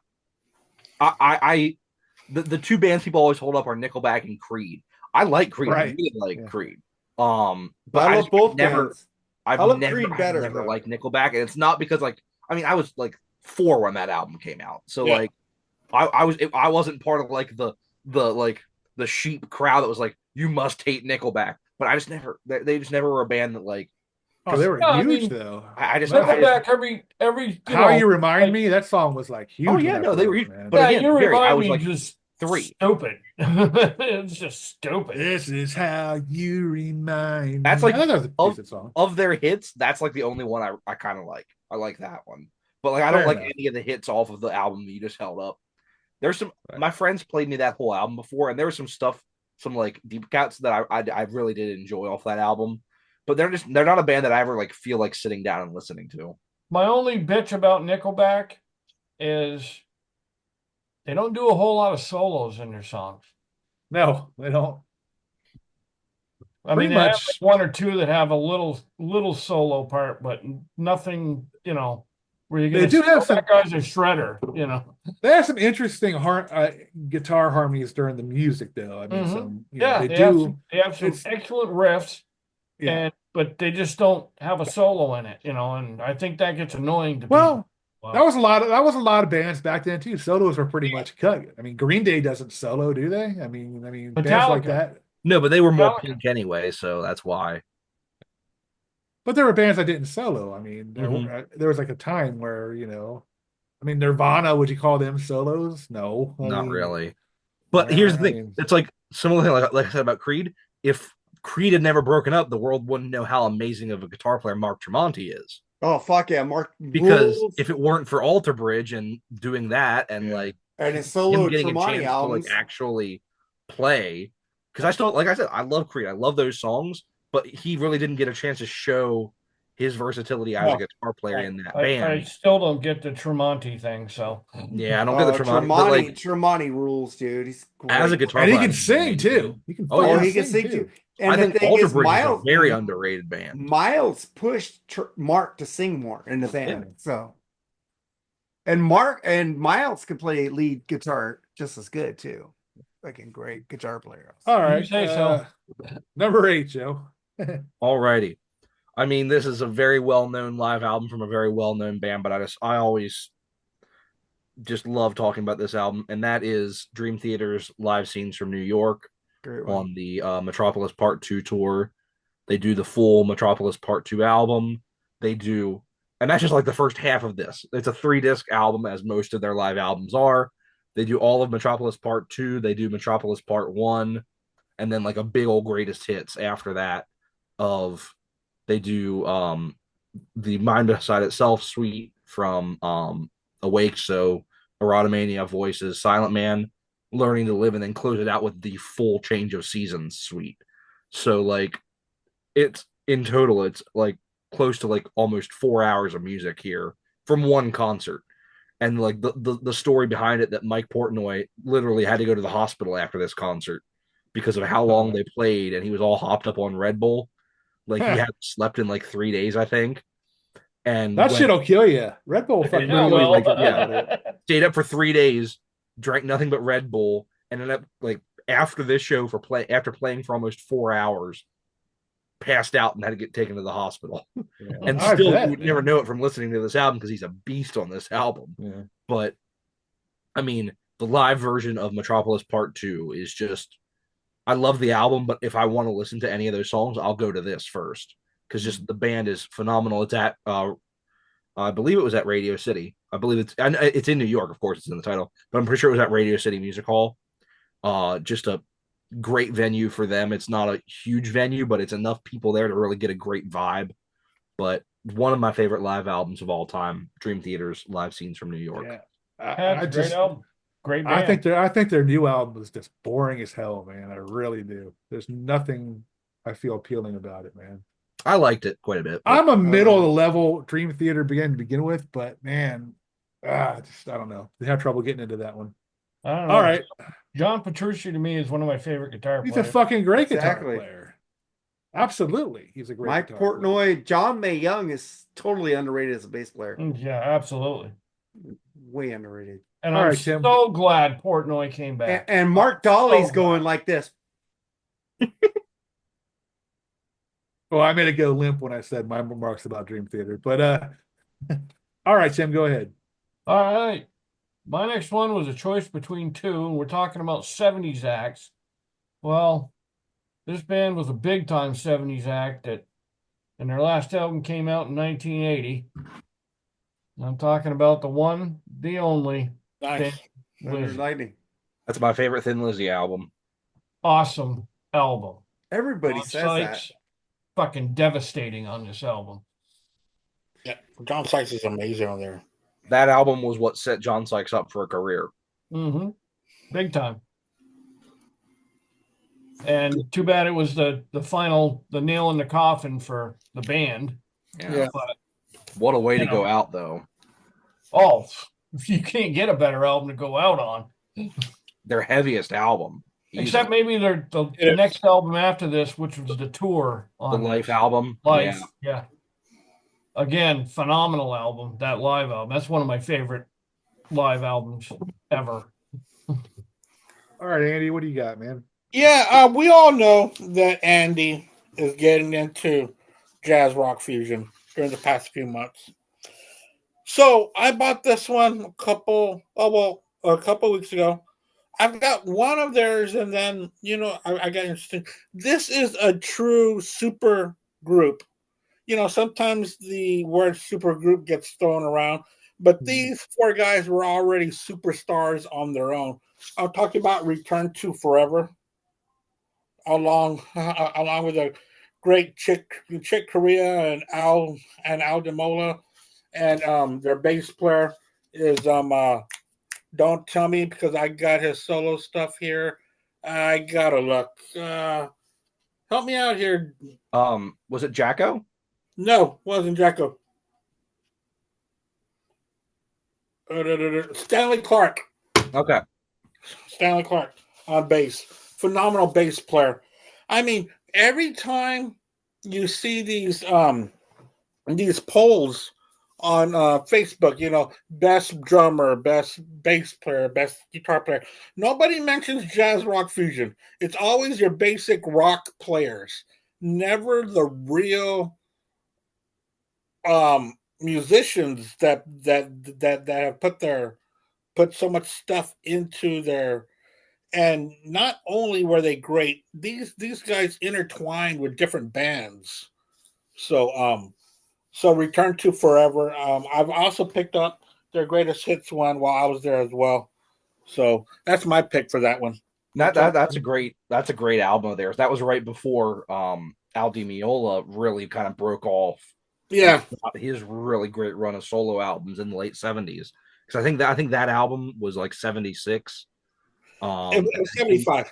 75, okay. So that was right before Al Di Meola really broke off and did all of his albums. Yeah, and man, what a fantastic acoustic picker he is. Oh yeah.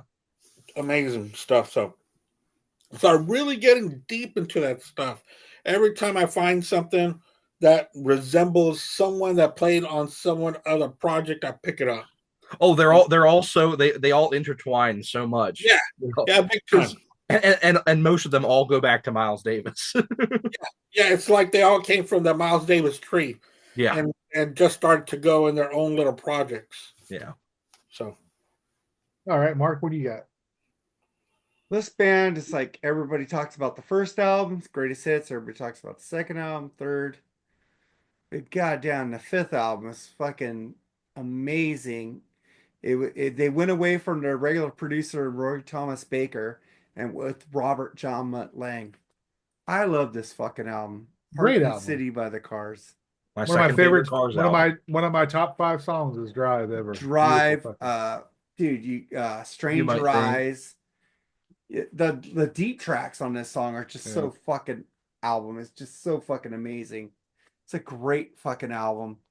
Easily my second favorite Cars album. Yeah, I mean their debut album's by far their best, but that one's pretty good. Dude, I haven't even... MTV album, kind of, right? Yeah, but it's not like everybody talks about the first or Candy-O or Panorama. Right. Or I always rank it. The first album is my favorite, then that, and then Candy-O. Oh, that one probably sold more. Yeah, that one. I'm not a huge fan of Panorama or Shake It Up. Oh, I love Panorama and Shake It Up. Shake It Up. But fuck, I just love this album. There's a lot of great Benjamin Orr's vocals on Drive. Come on. Oh man, oh my God. Yeah. Fucking great. Or Stranger Eyes.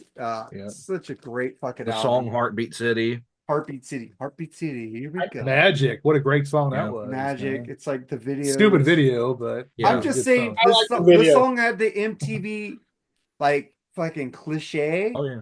But the thing is, all the fans talk about the first album so fucking much. I love the first album. It is, but this album is just as good as the first album. And nobody gives it a chance. That's why I picked it. I think you might think it's like the perfect pop rock song. You kept going till the sun went down. Mark, I'm gonna disagree with you on one thing. That I don't think that album is overlooked. No, people talk about that album just as much. But they don't talk about Heartbeat City as much as the first album. Or of course not. That first one is a classic. Or Candy-O. They don't talk about Candy-O at all. It's better than Candy-O. I think people talk about I like Candy-O better. I think people talk about it more than Candy-O. I don't think they do. Actually, if you think about it, people don't really talk about the Cars that much anymore. Here's the thing, Mark. If you look at the greatest hits album breakdown of like amount of songs from each album, it's the first album and it's that one. You know, that's a good episode. I was thinking about before next week. I was saying our top 11 greatest hits albums. That Car's greatest hit. Oh yeah, that would be up woman there. getting out of the car. That and the Foreigner one. I think everybody's owned in their life. Foreigner Records, yeah. That could be our episode after that, maybe. I'm just thinking of that, but the Car's Heartbeat City. My next pick is I have to thank Mark for this one because I never would have gave it a listen until he gave it to me or sent it to me, and I think it's the third best album ever. Night Ranger, and the band played on. Holy shit. I was like, okay, I'll give it a listen. And I was just blown away. There's not a bad track on this album, man. This is like, and it's got heaviness, it's got softness, it's a classic Night Ranger album. I mean, it's not Midnight Madness or Dawn Patrol good, but it's definitely, I think it's better than Seven Wishes and everything after that. But I agree with that. I love Seven Wishes, but that album's way better than it. But I owe this one to Mark, man. He's the one who told me to listen to it, and I did. And I think Jack Blade sings just about every song on this album. Yeah. I mean, I think Kelly has one. I think Kelly doesn't have that many. His voice is going out. Yeah, it is. You can tell, but he still sounds good live. He still sometimes. I mean, just the first track, "Coming for You," it just comes out heavy and fucking brutal. And then Breakout, that was a killer ass tune, man. Break out. got some great bluesy tracks in here, man. It's just it really is a good album, man. Yeah, And, but they don't put those songs in their set list lately, and it's like they no, do the same no. shit over and over. It's Well, like people you don't. only They, get they them. have been. I think they've been adding some of the newer stuff back in lately. I've been seeing. I just heard a episode of Growing Up Rock, and they said all they did was up to 7 wishes and didn't do anything else. It depends what kind of venue they're playing. If they're opening for anybody, of course they're not going to play for. Well, they did any Monsters of stuff. Rock cruise. They should do different But things on there. that's a festival show. Yeah. That counts as a festival show. It's a shorter set list because you get all those different shows on a Monster Rock cruise. It's not like they're just like actually going out by themselves and But headlining. on that Monsters of Rock cruise, they said they were the last band to play. They had the pool. Mark, you don't stage. understand. It's still a festival show. Okay, but they did 6 cover songs. They do that Oh, every did they day. really? I don't like that shit. They got so many fucking songs. Well, that they do. let's fucking cater this to what Mark Alden Taylor likes. Well, See, should Mark, they be what you're doing? saying- Should they Right, be doing what coming you're of forgetting age? is Or they don't do when Alice you Cooper, say, Welcome to My Nightmare. Come on. when you say 6 cover songs, they put 4 of them in like a 2-minute medley, Mark. It's literally they play like a riff and a verse of Crazy Train because Brad Gillis was in Ozzy's band. They do like a riff and a verse of School's Out because Carrie Kelly was in Alice Cooper's band. Like that's what and But they did full. They said on the Monsters of Rock they did the full tracks. So. They did not. I've seen them do these and they don't. On the cruise, the Mork. Yeah, well, Mark, they don't play the full songs. They never I have. I did see them in the desert, and they did play those full songs. They fucking played them. They did Coming of Age. They did High Enough. That they do. But they were They play headlining. those They were full headlining. songs They were because at least headlining. Jack Blade sang on those. But I want to hear Night Ranger songs, man. I would too. I do too. You know, if you want to do one cover, that's what I'm not looking forward to tomorrow with Heart. I think they do too many Zeppelin covers, but they do them well. Don't get me wrong. But I want to hear more Heart songs. You know what I mean? See, I think, Mark, I think they do. I think they do 3 or 4 songs. I think on the set list of Zeppelin songs. I'm like, you got to be thankful, 1, that they're still touring, and 2, I've seen Night Ranger 5 times and they've never played the same set list more than once. They They have always been the pull out. last 3 years, though.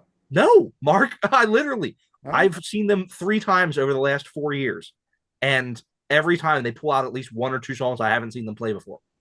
The last 3 times I've seen them, they played the same set list, basically. Well, then you must be seeing some shitty shows then. Yeah, that's true. all right, let's go on. Joe, what do you got for number 7, man? So I think, and we've talked about this a lot, that Iron Maiden and Judas Priest are both like bands that are like intertwined in history, Oh yeah. and Saw them together. particularly one of the reasons I think they are is they both lost their best known lead singer in the 90s and returned in the 2000s to great acclaim. And I think what hurt the most, especially when you look at, we talked about the X Factor, the Blaze years. I think what hurt Maiden the most was that Bruce was putting out phenomenal solo albums. I mean, you look at Accident and Birth and Chemical Wedding, and those 2 albums blow most of Bruce's Maiden stuff out of the water.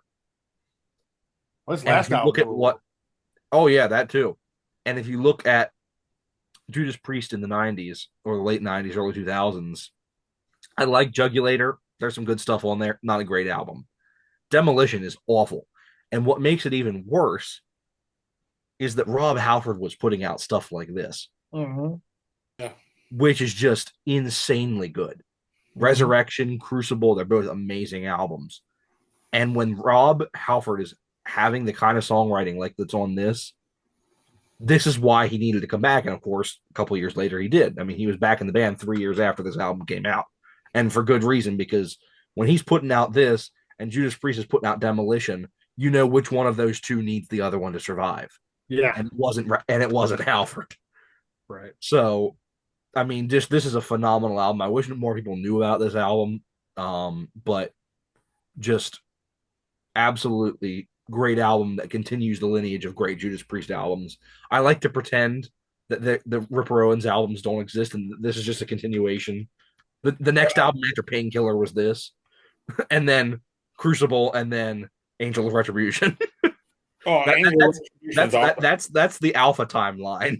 Oh, his live one. Oh yeah, Live Insurrection. Oh yeah, phenomenal, amazing. I have that on CD too. Yeah. Awesome. All right. Tim. My next one is a band that's near and dear to my heart because they're from here, just like I am. They're from the Sunapee area, New London area, New Hampshire, and I live about 20 miles from there, 20 minutes, something like that. I'm talking about Steven Tallarico and Aerosmith. Get Your Wings. Their second album, I think it's their best album myself. It is their best album. Yeah, absolutely. But, I think Mark likes Rocks better, I think. Just a phenomenal album, and Which album? Kiss Your Wings. You like Rocks, don't you, better? Well, I like Rocks better, yeah. But I love Get Your too. Wings also. I like Rocks better though too. I like Toys in the Attic better than both of them. But I like Draw the Line better than all of them. But I would be very remiss if I didn't mention the Homeboys. Yeah. Right. All right. Andy. Yeah, the next couple of albums I'm gonna have are gonna be guys who were in well-known bands that went solo. And I was kind of hesitant to get this one, but it was $2. Picked it up because I like Emerson, Lake and Palmer. But this album resembles nothing of Emerson, Lake and Palmer. And in fact, he's got Gary Moore on lead guitar on here. This Greg Lake album is fantastic. It is pure hard rock. You will hear nothing of Emerson, Lake and Palmer on here, but you will hear Gary Moore going off on guitar on several of these tracks. Something I love to hear. So I never heard about that. Yeah, this Greg Lake album is so good. I think this was on the Chrysalis label, and I think it was like 81. So you guys want to check it out. It's really good. The guitar work on here is great. Cool. Yeah. All right. Mark. I got to pick Black Crowes Lions. That's a great album, man. Yeah. Fucking Midnight from the Inside. Got my soul singing, my soul singing. The soul singing. I love this fucking album. It's one of their fucking greatest albums they've ever made. And I love a lot of the Black Crowes. It's one of my favorite bands of all time. Yeah. I wish Steve Gorman was back on drums. It won't ever happen. You never know, dude. Other things have happened. But it's a good album. They just released Happiness Bastards a year ago. Fucking great comeback album from them. Yeah. But that's a great album. I got Eddie Canistracci into this album because we went and saw Judas Priest with Queensryche or Riot Heat, I forgot. And I was taking him home and I told him, hey, he said, oh, I'll just walk home or something. I said, dude, bros don't let bros walk. So I took him home and I played him this album on the way home. And he went and bought it right after I played it for him because he actually loved it. He gave up on the Black Crowes before this album and he actually liked it. So that's cool, Eddie. Love you, brother. I'm fucking sad you're moving to Nashville. You said you were going to come back to LA. I'm happy about that. I get to meet him finally. Well, you get to meet him, but me and Al, we had him as concert buddies. Now he's going to you. Fuck. We want Eddie too, but he said he will visit LA. So everybody wants Eddie. He's mine now, damn it. He's yours now. But the Black Crowes Lions, I think that's an underrated album nobody talks about except me and fucking Jerry. Yeah, that's a good album. I love the Black. I agree with you. They're one of my favorite bands too. Yeah. All right, I'm gonna go there again. I love that album. Matchbox 20, man. Yourself or Someone Like You. I don't give a shit what anybody does. There's some great pop rock songs on this album, man. Oh yeah, it's really good. Push. I love 3 a.m. Fucking. What's that one song? Back to Good's a great song. I love that. I love that singer, dude. Real World. I mean, and the song Shame. Has a great voice. I love Rob Thomas. I love his 2 solo albums too. I love the last song, Hang. It's like just him and the guitar, acoustic guitar, man. It's a beautiful tune. This is a great album, and they've been pretty consistent. Their last album was actually pretty good too, but it doesn't get much airplay because radio doesn't play that anymore. But man, I'm not a big fan of Rob Thomas's solo stuff though. I love it. I love Her Diamonds. Love it. But this and their second one, man, are just fabulous albums. fabulous albums. Hey Jerry, I got a question for you. Sure. Did you get the link for the Yes Talk album that's on sale on Amazon? I did, but I'm not gonna pay $50 for It's it. 46 bucks. It's worth it.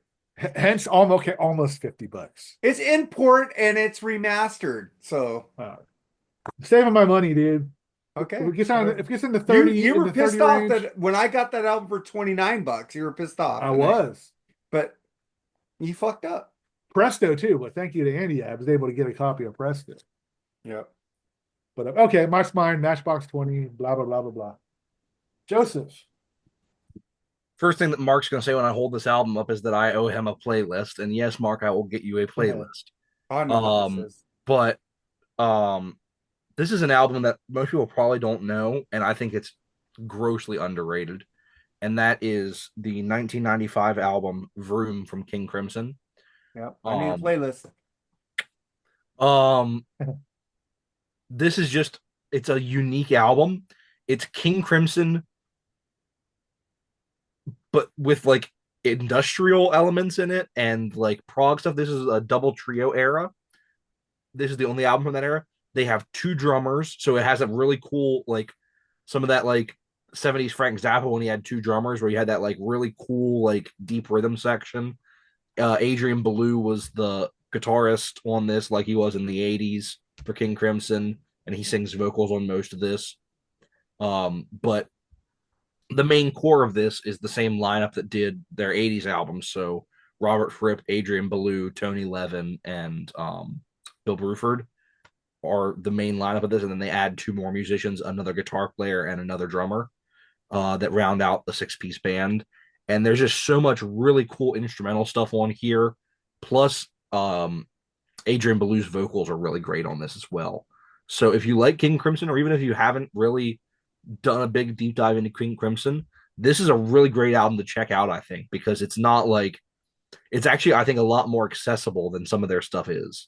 They are infamously a band that it's hard to get into a little bit sometimes, depending on what area you're looking at. But this is just an album that I love going back to. And I'm really glad that I found this album a couple years ago, because it's just a really, really fun album to listen to. So that is King Crimson's Vroom. Or Thrack, I'm sorry. Vroom is one of the songs on it, but Thrack is the album. Tim. All right, my next album is, we were talking about live albums earlier, and this one is probably, if not the best live album I've ever heard, one right up there. It's not by a rock band or anything like that, but Love the Blues Brothers. A good one. Mm-hmm. Brian Davis is giving you a hug for right two now. comedians, they do a pretty fucking good job on this album. Right. Well, I mean, look at the band behind him. Oh, I was gonna say, yeah, not to mention that band. But Holy still, shit. they have to pull Steve it off. Cropper, Mac Guitar Murphy, fucking. They have to pull it off.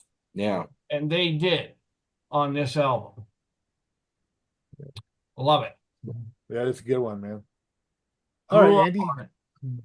Here's another solo album from a guy that was a part of a huge band, and I never even knew he made solo albums. So I grabbed it. Again, it was a good price. I brought it home. This one I actually did spin, and I thought it was awesome. I'm talking about Ray Manzarek of The Doors.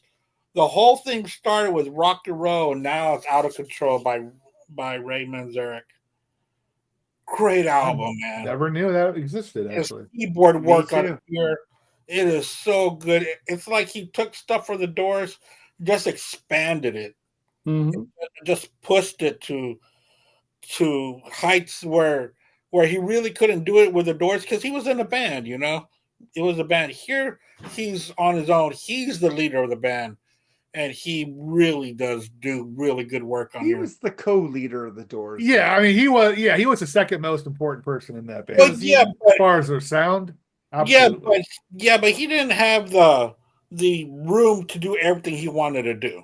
I actually think Ray Manzarek was the most important member of that band. Oh, no. Simply because, if you listen to me, to start out, before The Doors ever got a recording contract or anything like that, Jim Morrison lived with Ray Manzarek, and Ray Manzarek kept him fed and sheltered and all that because there wouldn't be a Doors if it weren't for Jim Morrison. And he wouldn't be alive if it weren't for Ray Manzarek. Interesting take. They all complemented each other. I think the Doors lyrics had to have that kind of sound. Robbie Krieger wrote a lot of that shit too. Yeah. Robbie's a good guitarist, but he never really struck me as a great guitar player. But you have you heard the guitar solo on She? That's Robbie Krieger of the Doors. Gene Simmons said that really? that whole solo on She is Robbie, that Ace loved that guitar solo on the Doors, and he took that guitar solo and put it on She. Oh, I see what you mean. Yeah. I guess. Yeah, but he wasn't the one playing it, Mark. Right. It's different. Yeah. I was like, no, Robbie Krieger is a huge influence on Ace. So I'm just telling you that. Well, I mean, that's cool. I mean, if you like them, you like them. I mean, just like Rick Derringer played the solo on Exciter. Mm-hmm. Well, no, because he actually played it. Robbie Krieger never played a lick on a Kiss album. Everybody thinks it's Ace, but it wasn't Ace. It was Rick Derringer. Yeah, I like Rick Derringer. I think rock and roll. All right. Chiku. All right, Mark. Mark's going for a band. I don't think. Basically, I think me and Joseph love in this thing here. And Brian Davis got me into this band from the Beale Street album. But I'm going to pick Clutch, Psychic Warfare. That's a good album. And I sent Tim some tracks and he never got back to me on this. Yeah. Clutcher, I heard a track on Cirrus. That was pretty good. I gotta give Clutch credit for it, you know. Dude, you got the I forget the name of the track. I wish I remembered it, but you got Firebirds, Strategic Weapons. You got Quick Death in Texas, Sucker for the Witch, Doom Saloon, Our Lady of Electric Light. This whole album fucking slams. Their last few have all been my god. They even in the 90s when they were like kind of like more metal and like new wave-ish, I think. There's not a bad. Elephant Riders is a great album too, man. Blast Tyrant's my favorite. Blast Tyrant's a great album too. There's not a bad Clutch album, man. No. Neil Fallon is one of the greatest fucking frontmen. Mm-hmm. And they're a local band for me. They're from about Clutch. They're from about half an hour away from. And when Brian gave me this to review, not this album, but from the Beale Street album, he gave me that to review. It's like, oh my God, where has this band been all my life? I started just getting all their shit. They are a very unique band. There's nobody that sounds quite like them. They're good. They combine so many different kind of styles of music, and they can pull most of them off. I like how they say the ghost of Nancy, Ronald and Nancy Reagan. Yeah. Okay. And then he start going on bass, Pisces, Gemini. I was like, fucking cool. But it's just fucking different. Yeah. Nobody sounds like this band. Nobody. And the crowd goes wild. They're talking about fucking riots before there was riots, really. Fucking great shit, man. Check Clutch out. This is probably one of the best bands you never heard. Mm-hmm. A lot of people out there have never heard this band, like me, until 5 years ago. Until Brian Davis gave me their album and it opened. I go, where the fuck has this band been my whole life? Yeah. I've seen them a couple of times. I got into them in the late '90s when they came out with their debut album. So they would play them on the radio down there in Corpus. And they would tour Texas a lot. Well, you got Quick Death in Texas. They kind of remind me of the band Mind Funk, if you've ever heard of them. Yeah, they definitely have a big funk edge to them. Yeah, it's funk metal. Yeah, there's a lot of blues though. They got a lot of blues influence too. And the front man, I'd love to see him live because he will just throw out alternate lyrics and kind of take the stage for whatever. I want to call it rambling, but it's not. But you know what I'm talking about. Yeah. You know, and it's amazing when he does that. You know, because he takes the song and the show a whole different direction. It's a good band. I wish I had more by them because I've only got a couple. You need to get all of them. There's not a bad album by Clutch. Yeah, their last few have all been really good. Yeah, it's always interesting too. Yeah. No, I have to think. Like especially with Neil Fallon's stage style, they are from They're from about 20 miles away from where Kix is from. And I can't imagine that he's not at least a little influenced by Steve Whiteman, the lead singer of Kix, and his like stage presence. Because his like it's a very similar kind of like just like he's up there just doing stuff and Yeah, like he is. the stage kind of raps and stuff like that. Like I have to think that the proximity and like seeing those bands around, I feel like there has to be some kind of like influence there, at least subconsciously on how he is as a front man. They write such great lyrics too. It's Yeah. not repetitive. And they make no sense, but they're amazing. Well, if you read the lyrics, they do make sense. Well, some songs that literally on their 2 albums ago, they wrote a song that literally the lyrics are just a crab cake recipe. That's pretty cool, though. It's literally just a recipe for Maryland crab cakes. Nice. All Tim, right. I know you love this band if you listen to them more. I'm just telling you. All right. My next choice is probably, I'll be surprised if any of you are a fan of her, but I absolutely love her voice. And I think she's a great songwriter. Soraya? Sarah McLachlan, Surfacing album. Incredible stuff. I know you guys probably aren't fans, but I think she's got a beautiful voice. She writes beautiful music. And this is proof right here. This is a great album. She Building does that- History is a great song. Sweet Surrender is a great song. I know you're fucking talking about Angel. I know you're going to talk about that song. Yeah, the dogs and the animals and shit. Well, Jesus, it's a fucking commercial, dude. But it makes me sad, so I can't listen to her because I see dying pets, you know? Actually, no, that song was actually a B-side until it came out in that what's that movie? It blew up with that movie with Nicolas Cage and Meg Ryan. Oh, A City of Angels? City of Angels, yeah. Oh, I hate It that blew up. fucking movie.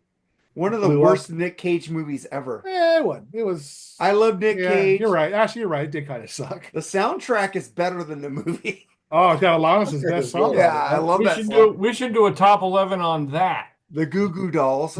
I like the song on there. That's a good song. Iris is a good song. Iris is a is great song on amazing. there. Yeah. I like Goo Goo Dolls, actually. I like the Goo Goo Dolls too. All right. So Sarah McLachlan's not a hit with you guys, huh? So we'll just move right Well, along. because then. of she does have a good voice. It's just the thing with the animals. And so every time I think of her, I think of animals that need love.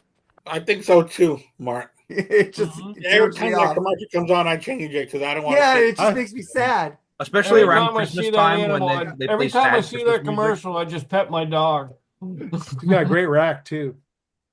I was thinking Really? about rack, but Does she? I've seen her in concert 3 times and she's amazing, man. For sure. Well, I don't doubt it. I don't hate her. And the thing is, every time I hear her, it just makes me think of dying animals. So All right, Joe. What do you got number 5, man? All right. So Andy's theme of solo albums applies to my next one. And this is one that I don't think most people probably have ever even checked out. And this is the album Scars on Broadway.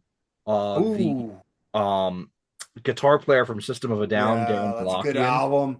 This is his side project. Really? Really good, just heavy album. Just a straightforward metal album. This is kind of like what he was doing. I think it came out the same year. Actually, it was a little after System of a Down's last albums came out. Love System of a Down. I love love This it. is like That this album is is what Darren really Malakian good too. was So is really Surge's doing. solo album too. Yeah, because Surge went like a completely different I direction. with like that solo album. stuff. No, I like. He the did stuff. like some like Frank Zappa kind of like I like that stuff. Too. but Darren Malakian just put out a really good heavy album. Great It's guitar player too. Scars on Broadway, and it's a really great album. If anyone hasn't checked this out before, Hey, System, like coming System of a back. Down, Are you going to see kind of System back follows a east? little bit in They're that. doing a tour back east. Are they? I haven't Yeah, seen they're them. doing the east. They're not doing the west because they always do the west in Los Angeles. They said we're going to do back east, and it all I'll selling check out out see in if New they're coming York and around stuff anywhere. Like that. Yeah, I've never gotten a chance to see them. I'd love to see them. I'd love to see them live too. All right, Tim. What do you got? All right. My next album is this is what Pearl Jam should have For the sounded Love Bug. like. I almost pulled that CD out. That's awesome. Great album. Fantastic album. I was looking through Yes, my and you wanna talk rack of about CDs. I almost potential? pulled that out. You want to talk about unfulfilled potential? And it's Yeah. kind of funny because in one of the songs, Chloe Dancer, it says, he who rides the pony must someday fall. Do you know 23 years old, do he you know what fell. Aaron Camaro and Chris Czynszak said about that album? I think it was Aaron Camaro said about that. He said if that singer didn't die, that hair metal and grunge would have coexisted because that band was in the middle of it. They were both hair metal and grunge, I and believe it if would have I you wouldn't have Warrant going away. You I wouldn't have Molly's personally Warrant. believe if hair metal ran its course. No, but I'm saying that band Wood, was kind of hair metal. Yeah, but grunge. Andrew that Wood genre had killed not itself. died, you would never have seen Pearl Jam. Oh, No. yeah. Sure, No. absolutely. That is true. Because it was the Temple of the Dog album that brought Eddie Vedder in with Mm-hmm. the Yeah. rest of them, and that was a tribute album to Andrew Wood. I love that album. So he would have never Jerry doesn't. Fucking Pearl hate that Jam would album. never have come together if it weren't for. I don't Well, of course, they would because they would still be in bread. Mother Love Bone, Mhm. but I don't Eddie think Vedder would I never don't be think thought. the bassist or the guitarist Stone Gossard would have even thought about leaving that band No. to go to No. another band. Hey Jerry, but say hello to I heaven. know Chris Cornell. I know. I get it. Go ahead. And But say but it. you're Go ahead. talking about stealing bread, but I'm talking about say hello to heaven and reach down. I listened to that album. Great I fucking listened to that songs. album. Well, remember I told you I was going to listen to it again. I listened to it again, and just You don't like say hello to heaven? I'm gonna reach down. I didn't like anything from the it. crowd So. up. Oh I man, love that fucking song. I love And that I love album. Chris. I think Chris Cornell is one of the best singers ever. But the Except for music, that I album know. Scream, he did a hip hop album. It was horrible. Well, actually, it wasn't horrible, but yeah, It was I fucking know. I understand horrible. what you mean. Okay, it was bad. Thank you. I was trying to get some love to Chris. He man. did He's not one here to bad- defend himself anymore, He man. did Come on. one bad album and was fucking. That was it. He's allowed a bad album. Yeah. All right, Andy, what do you got? Yeah, another forte into the world of funk jazz fusion. This time it's a double album. It's called 8:30 by the Great Weather Report. Amazing. This is one of the best live albums I've heard, and I've only heard it like twice, and it blows me away. It's fantastic. So Weather Report, one of the best jazz rock fusions of the 70s. So I'm telling you, I'm getting so much into this. I'm driving myself crazy. I really am. I do that too. I'll just get into a genre I never got into before and just kick it with that for a while. I'm just going. Did I just say kick it? Well, and there's so many bands and they put out so many albums in that genre. Because Weather Report, oh my God, Weather Report put out dozens of albums. Yeah. At least like Return to Forever and Mahavishnu didn't put out that many, but they had like all of their like side projects did. You're right. All right. Good one. Mark. Oh, Mark, what am I going to pick? This is the first box set, I think. And it's one of the best live box sets I've ever heard in my life. Tom Petty and the Heartbreakers live at the Fillmore, 1997. It's got some great shit. Come on, he does You Are My Sunshine, My Only Sunshine. He does it, and I hate that fucking song. But the way he does it, it's so fucking from the heart, has soul, and it's like there's so much fucking covers that he does on here. 4 CD set, one of the best live box sets I've ever heard. And Tom Petty's never made a bad live fucking Pack at the Plantation. The other box set he had, this is the best I've ever heard by him. And I'm hoping his daughter and Mike Campbell reach deep into their archives and release more of this because I want fucking more. I think that's possible. I think they will. I don't think Yes. you've heard the last of Tom Petty. So. I don't think so either. And I love that fucking Live at the Fillmore box set. I told Ralph Vieira, have you heard it? And he goes, no. And I said, you need to hear it because he's a huge Tom Petty and Heartbreakers fan also. We play something off it every week on your show just about. Oh yeah. And this is one of my, and that and Pack at the Plantation. I just love this. When I got this, I go, oh my God, I'm fucking in love. I listened to this for a month straight. So fucking great. Awesome. I wish they would release an expanded version of Pack Up the Plantation. I wish they would too. They know they have it. Mm-hmm.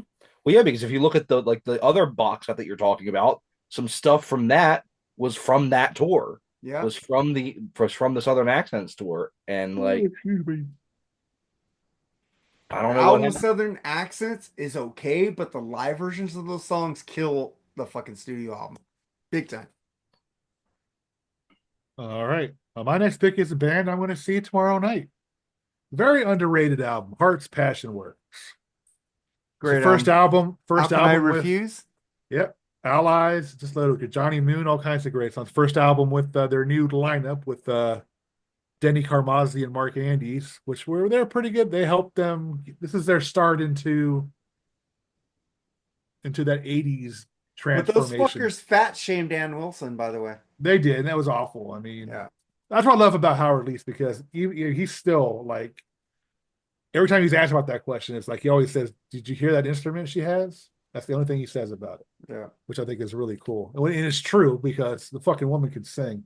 This is a good album. They still do How Can I Refuse every now and then, but there's I'd love to see them do Allies. That's a great song. Jonathan Cain from Journey wrote it. I'm not a big fan of him, but that's a great song actually. To me, this is an underrated album. I'm looking forward to seeing them tomorrow night. Hope Ann is doing better, actually. Nice. I know she's in a wheelchair. I gotta get somebody to do the after show tomorrow. I'm wondering if Mooger's gonna do it. All right, number 4, Joe.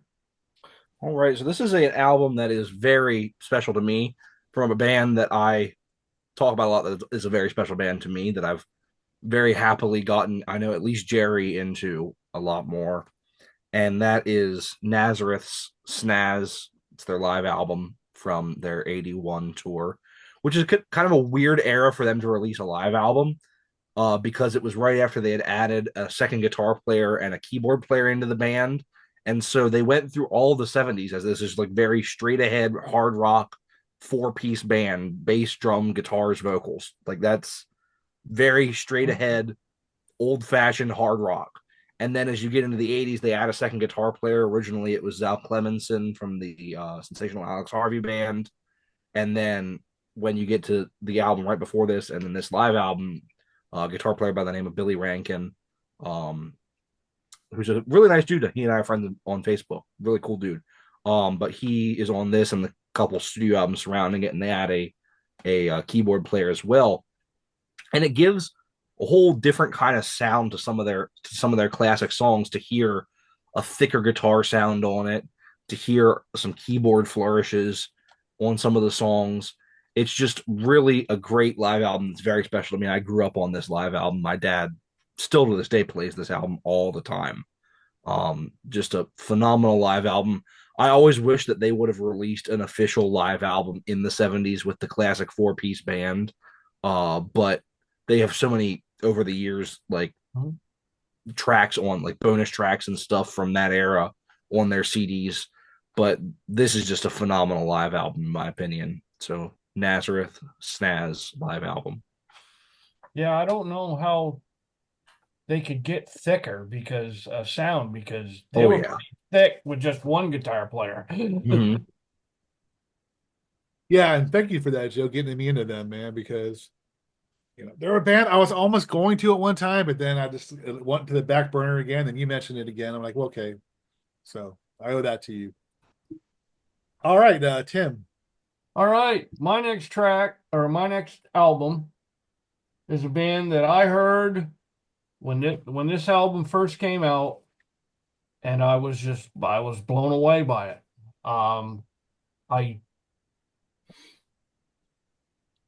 I did not know at the time that they were bands from Sweden, but there are.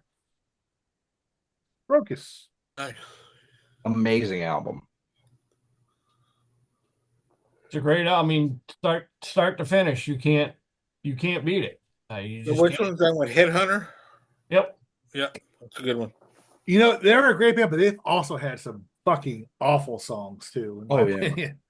That cover they did of Ballroom Blitz was just awful. See, it was like bad. Do you guys stay awake all night? They're an interesting band because they had a run of really good albums before that album. Metal Rendezvous and One Vice at a Time. There's some really good albums that lead up to that, and then they kind of peaked with Headhunter, and that's what got them popularity. And they went to shit real quick. Pretty much, yeah. They fell off a freaking. Well, that's when I took my deep dive into Crocus was Headhunter, and I went, oh, how, and it was like, wow, what's this? And Yeah, the three albums directly prior to that are all phenomenal. Hardware, One Vice at a Time, and Metal Rendezvous, and then that's their best album. But then as soon as that, the Blitz, and you had the one Change of Address. Well, that's when you started listening to a record company instead of. Yeah. Well, they got popular, and so they wanted to stay popular. And then they tried to stay to that sound. Oh yeah, no, they started making money. They blew up with Screaming in the Night, and so the record company said, "Okay, good, give us more of that." Yeah, good pick. All right, Andy, what do you got? I got this bootleg record that I found a couple weeks ago. Everyone knows how much I like Neil Young. This one's called Every Junkie's Like a Setting Sun.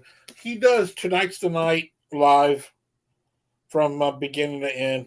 And I had to write what side was what because it kept going. So I had to get a Sharpie so that I know what side to start with. I've had so many different, I've got probably about 4 or 5 different renditions of him doing Tonight the Night album live. So this is just another one that I added to it. I had a choice, either this one or Rolling Stones Goathead Soup. And I just had like I had like $20 in my pocket left. I was like, which one should I go with? I'm such a big Neil Young fan, and I collect everything by Neil. And I've already got Goathead Soup on cassette. So I said, you know what? I'm just going to keep on adding to Neil. I might have an original copy of Goathead Soup. I got a different copy of. I think I might have 2 copies of that. Oh, really? Interesting. I'll give you the original. I like the newer version better. Oh no, man! I'm the original kind of guy. I know you are, so I might give you that if I could find it because I got it. Oh, awesome, Mark! I appreciate it. So you're gonna look for it tonight? No. He wants it right now. Oh, he wants it in the mail tomorrow. I gotta look for TNT for Al. I want that FedEx overnight. I want that shit on a plane. I want FedEx Air.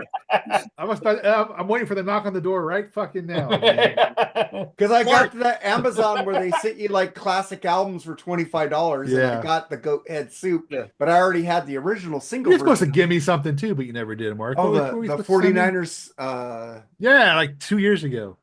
Hey, Mark, I suck at mailing shit out, man. I'm lazy. Oh, I am too. Ask Andy. It took me like 6 months to finally give you that. I'm tired. 2 years, lazy. Hey, Mark, I'm going to call you after 9 p.m. and ask you where that record is. Dude, I'm sitting there sleeping, and Travis is not here. Travis calls. You got to make sure you got to make sure it's 11 your time, man. Dude, Travis calls me like at 10 or 12 midnight. And then fucking my friend Dawson calls me too. And I go, what the fuck, people? I'm sleeping. And they're both Eastern time. Crazy because they are Eastern time. So they're Eastern time. If it's 11 o'clock your time, God only knows what time it is. Yeah, exactly. It's like 2 a.m. over here. I'm gonna call you late. I'm gonna start calling you late. We'll discuss that extended warranty. I don't message you guys on like texting. I'll put it in Facebook Messenger because I don't think anybody gets beep beep beep on that shit. No, I have all my notifications turned on. Yeah, I do too. Right? I turn them off too. Yep. But the thing is, when they text you or they call, you get a vibrating. It's like, and then Travis goes, "Well, we put it on airplane mode, my man." I go, "You're one of the fucking biggest offenders of this shit." Put on airplane mode, my man. Travis. Jesus Christ, the guy fucking messages me and says, "What's up?" And I said, "Nothing." And then I don't hear a fucking thing from him the rest of the night. I love it because it comes out of the blue for me. I love it. You know? He always knows right when I'm about to go to bed, I think. Right? Exactly. Or I'm sleeping. I love it. Travis, I love the guy, though. Man. Don't stop. I got on him. I even said it in our chat group. Fucking Travis, you're one of the big offenders of the shit. Shut the fuck up. All right. Where are we at, Mark? On you? Oh, we're on me? Yep. Where am I at? Oh, God, I got it ready right here. This band is so fucking underrated, it fucking kills me. One of the best bands of the 80s. Better than fucking Motley Crue, but they don't fucking get their due. Here we go. Saint. I thought it was Oingo Boingo. Armored Saint, symbol of Much salvation. better. Amazing. Much better. What I the? thought I was gonna, Why I thought it was gonna isn't be this Rat. band bigger than Motley Crue? Because They they ain't were on cheesy. Metal Blade. I guess so, or fucking whatever. You got Rain of Fire, Dropping Like Flies, Last Train Home, Travel Dance, The Truth Always Hurts, Hacked on Bridge, Another Day, Symbol of Salvation, Hang You Judge, Warzone, Burning Question, Tainted Past, and Ends of Spineless. One of the greatest fucking metal albums of all fucking time. And they don't get their fucking due. John Bush left this band after this album because it didn't fucking sell and went to Anthrax. He said, sorry guys, I gotta fucking take care of my family. And he said we made the best fucking album and didn't do shit. This album fucking rules. And then he sold when he went to Anthrax. I love Anthrax, Sound of White Noise. No, they were notoriously a band that was underpromoted by the label. Fuck yeah. Because they were on Metal Blade, they were on a couple other, I think they were on Arista even too. Yeah. Arrested didn't know what to do with metal. No, of course not. No. They were the ones responsible for making Crocus put out the cover of Ballroom Blitz. Yeah. But I'm saying John Bush, one of the greatest metal singers of all time. Fucking underlooked, underappreciated. I think they're getting more fucking things now. But fuck, I'm sorry. I don't think they should be opening for Wasp. They're a way better band than fucking Black Lawless. Yeah, but Wasp is bigger. It So makes that's how it works. it's not. Yeah, That's how it works. Wasp put a lot of shit albums out. Armored Saint hasn't. Yeah, Yeah, but they're more popular, Mark. they're more popular. That's how it works, Mark. That's That's what the sucks. draw. That's why that's how opening acts work, Mark. Yeah, that's the draw. But who's a better Wasp band? is the draw. It doesn't matter who's a better band, Mark. But I'm just saying they're so underrated and underappreciated. It makes me sick. Yeah, I agree with you 100%. I agree 100%, but that doesn't mean that Wasp isn't going to be the headliner. Yeah. And I think I agree with Armored Mark. Saint is done opening, more records than Armored Saint ever did. but I they're think better Mark than is Motley Crue also. Yeah. Mark, Again. you say that like it's some kind of like countable metric. It's not. Because you know why? You know why? With Motley Crue, because they had Vince Steele, the pretty boy. Yeah, And chicks love the pretty You're boy. one. You have said nothing wrong, Mark, except for the fact that We somehow know they're the they champions, put Mark. out better albums. They should be headlining. Mark, That's not how the I world hate works. to tell you, it's called the music business. Yeah, they Hey, can Mark, fucking never business go- this shit. It is not the music opinion. Mark, stay where you are. Never turn your career into marketing. Because Hey, if I was marketing, Or I would have fucking management. I would have got fucking Armored Saint above fucking Motley Crue. You would not have, Mark. I would have too, because I would have You would not marketed have. them. These record Not if they were companies did stuck not in Metal market Blade them. Records, you wouldn't have. Fucking I goes, agree Motley with you, Crue Mark. is on Electra. I agree. They're definitely they blow Motley Crue out of the water, but Oh, yeah, it's not they even do. close. And as far as and marketing, and Wasp, absolutely. As far as marketing, that would be a tough chore. to They're outmarket as Wasp. much to the general public. They are another nameless, faceless, Yeah, hard exactly. rock band. You Yeah, know, that's all but they I are. don't. Wasp didn't get no chicks. No, but they had Blackie Lawless, which was a huge, like, and they threw raw meat. identifiable I mean, figure. come on. True. They were on the PM. They were like #1 on the PMRC Filthy 15. They had Blackie Lawless. They had the Plus they had- stage show. They had Chris Holmes. They had They had Chris Holmes.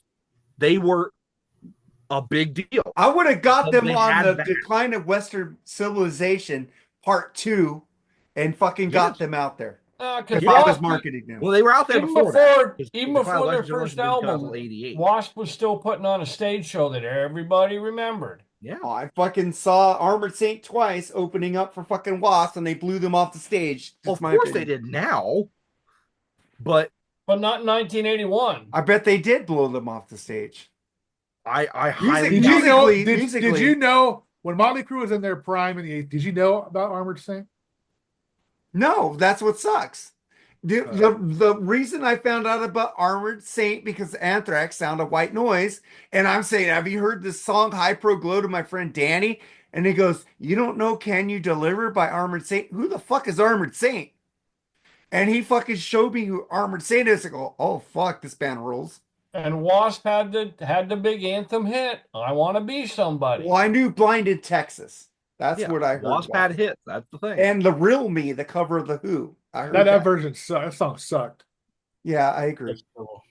Yes, Armored Saint is better than most bands from the 80s. Yes, they are. But and it sucks. They the didn't thing get their is, due. even now, I don't, even after he was in Anthrax, I think if you just go up to a random music fan and even somebody who likes harder music and just say, hey, name a member of Armored Saint, they're not gonna. No. They're not gonna be able to. And we can sit here and name most of the members of Armored Saint, but they're not a band that ever broke through anywhere.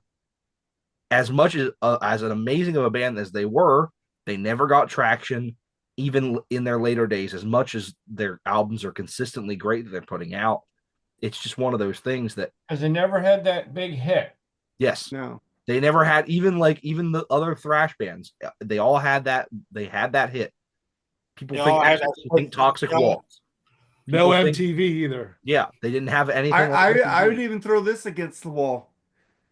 They put out better albums than Megadeth. As a matter of fact, I can't even remember an Armored Saint doesn't video. even have to be said. Yeah. Did they even have a video? I don't even remember. Oh, they had video. Can You Deliver. They had video. I remember a couple of videos of theirs. I saw them after after John Bush. I found out he was in Anthrax. I go, let me go listen because my friend told me, go listen to Can You Deliver. Go listen to this shit. And I went and listened to them. I go, oh my God, how did I miss this shit? And they're from LA. They're from LA, from my area, and I didn't fucking know them. They weren't promoted. And what's crazy is that I was listening to that John Zazula bio book, and he was saying that Anthrax had finally gained some traction, and they signed a contract, a big contract, and Scott Ian told John Zazula, oh yeah, we just fired Joey Belladonna. They're like, what? We have this big contract and now you don't have a lead singer? They're like, no, we don't. But they held auditions, but then when they mentioned John Bush, they didn't even give him an audition. They just said, you're in. Didn't need They one. already knew. It's funny. It must be Joey Belladonna because the only 3 albums I like by Anthrax does not have him in singing it. So, I own every single John Bush Anthrax album. I love the Turban album. I love both. I mean, it just Marc got me into the John Bush albums. Man, yeah, so. I like all 4 of the John Bush era albums. Oh, me too. All really good. We Come For You All went out at a bang, man. I love that fucking album. I also like all the Joey Belladonna. Oh! What? I also like the Joey Belladonna. I like Joey Belladonna too, but I'm more of a Bush fan. I know, but the thing everybody likes Bush, Marc. Oh yeah, of course. But the reason why I like the Bush. Joey Belladonna is because of his singing style with Anthrax. It was different. Mm-hmm. That's why I thought with Joey Belladonna they were just a generic thrash band. Yeah, I did too. But they were different Really? with Joey So? because he had like the Journey vocals with the thrash. It was different. That Journey fucking thing he did sucked. People praise that. I thought it was awful. Sorry, my opinion. Oh no, I didn't even hear it. I mean, I know about it, but I didn't even hear it. We went off on a long Armored Saint fucking battle. We did. Okay, go to the next one, man. All right. This is a surprise album. This guy used to be the keyboardist for Rainbow, and he did do some movie producing or movie composing every now and then. But I really dig this album. If you're not familiar with Tony Carey, he did a sound called Planet P Project. It's pretty good stuff, man. It's like mid-'80s, I guess this album came out. The big hit was Why Me. That was all over MTV when it came out. It's a great tune. Yeah, man. Danny Carey's brother. But it's a solid album actually from start to finish, man. There's some really good tunes on it. It's kind of rock, progressive, and new wave all in one. I suggest if you've never heard these guys before, give this an album. I mean, like I said, the song "Why Me," I'm sure you guys have heard it. It was all No. over MTV in the '80s. Probably. I'll go listen to it. I'll go check it out. But I It don't was a really popular tune. But anyway, give it a shot if you haven't listened to it. It's good stuff. All right, number 3, Joseph. All right. Back to a little more modern band I talked about before. Porcupine Tree. Good, solid progressive rock band. Steven Wilson, the band leader of this band, is now probably more famous for all the remixes he's done of other people's albums. But they are a phenomenal band, and this live album, Anesthetize, is probably the peak of their powers. I gotta check them out. It was on the Fear of the Blank Planet tour. They played that whole album plus a whole other set of just amazing stuff. And it's just, they're a unique band.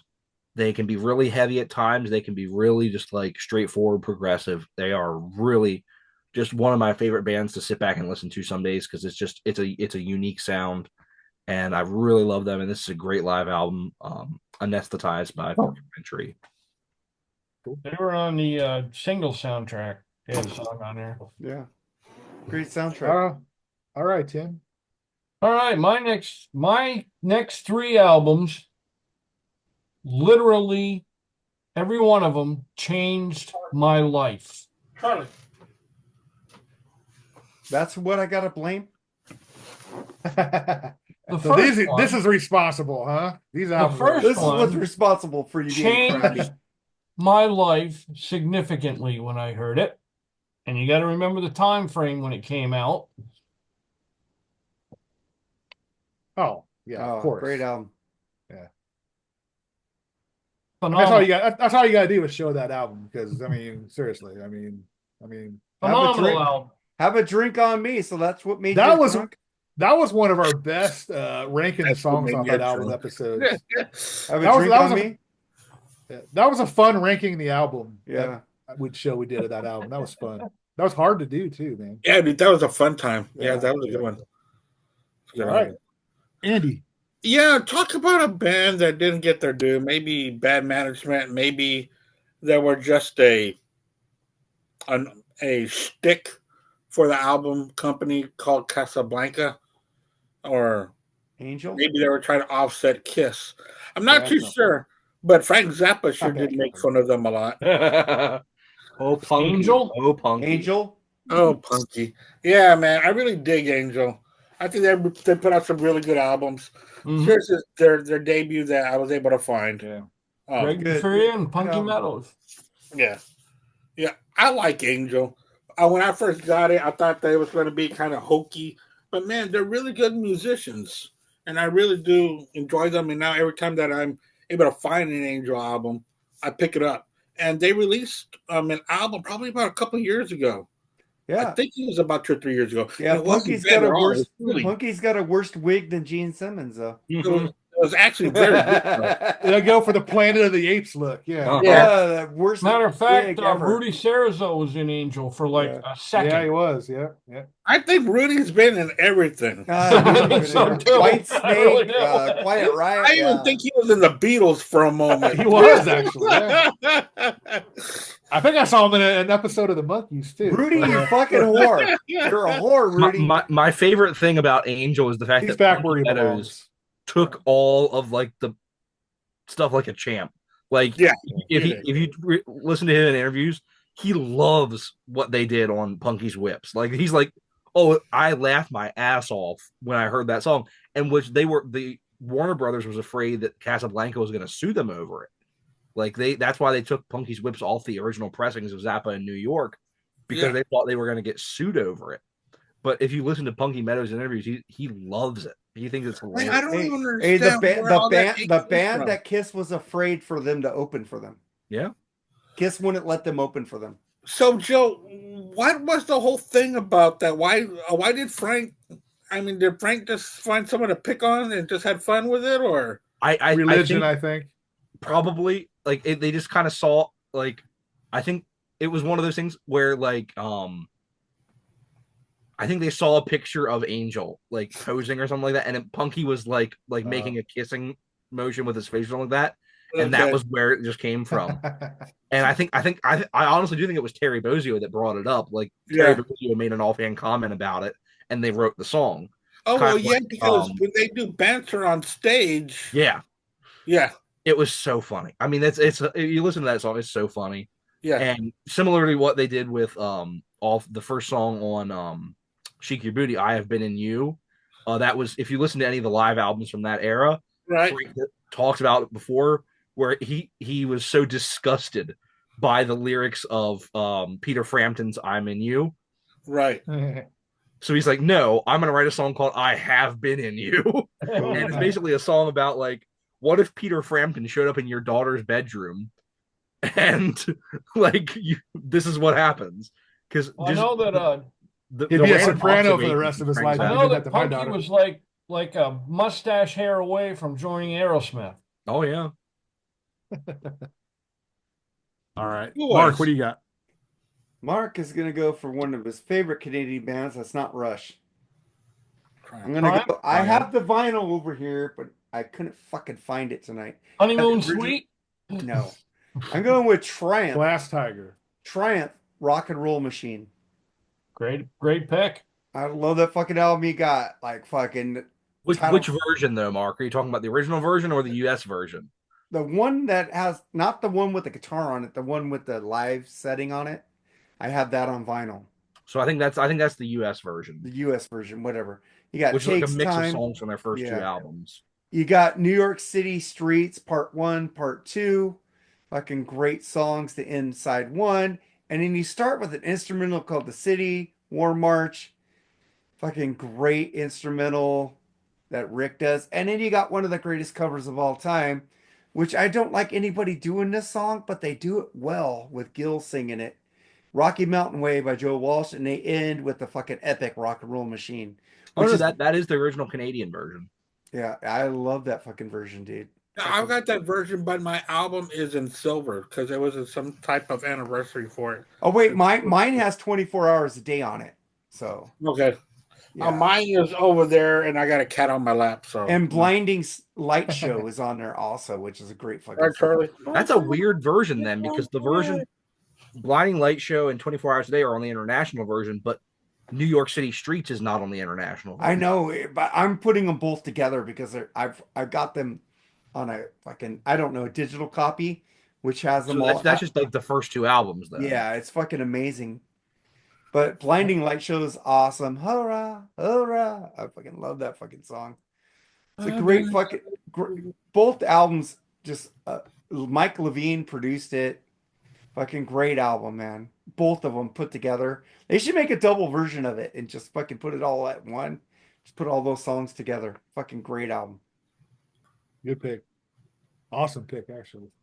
All right, my next pick is, when you think of one of the best harmony band, you think of the Eagles, right? One of the best, probably. Yep. Crosby, but the Beatles. But when Glenn Fry and Don Henley said that these guys were the best. The Beatles? That's a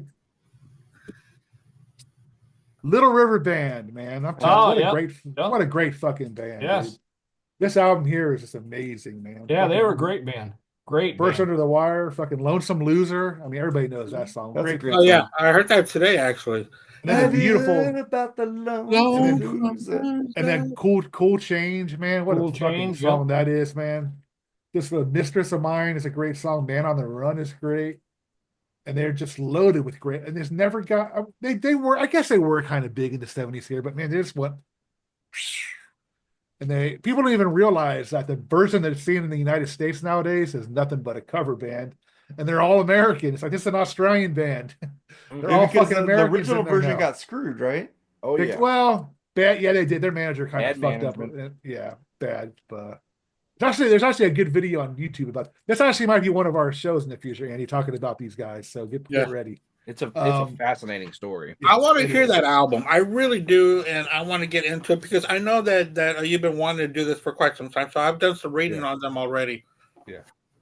Interesting band. Great talented guys. I mean, they probably, I mean, the three guys probably had some huge egos, which kind of fucked them up a little bit in the 80s.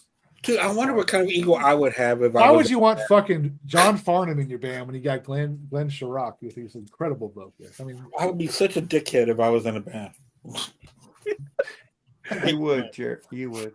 but anyway, I mean, Little River Band, man, it was an amazing band, man. Don't mind that piece of shit that's touring the United States now.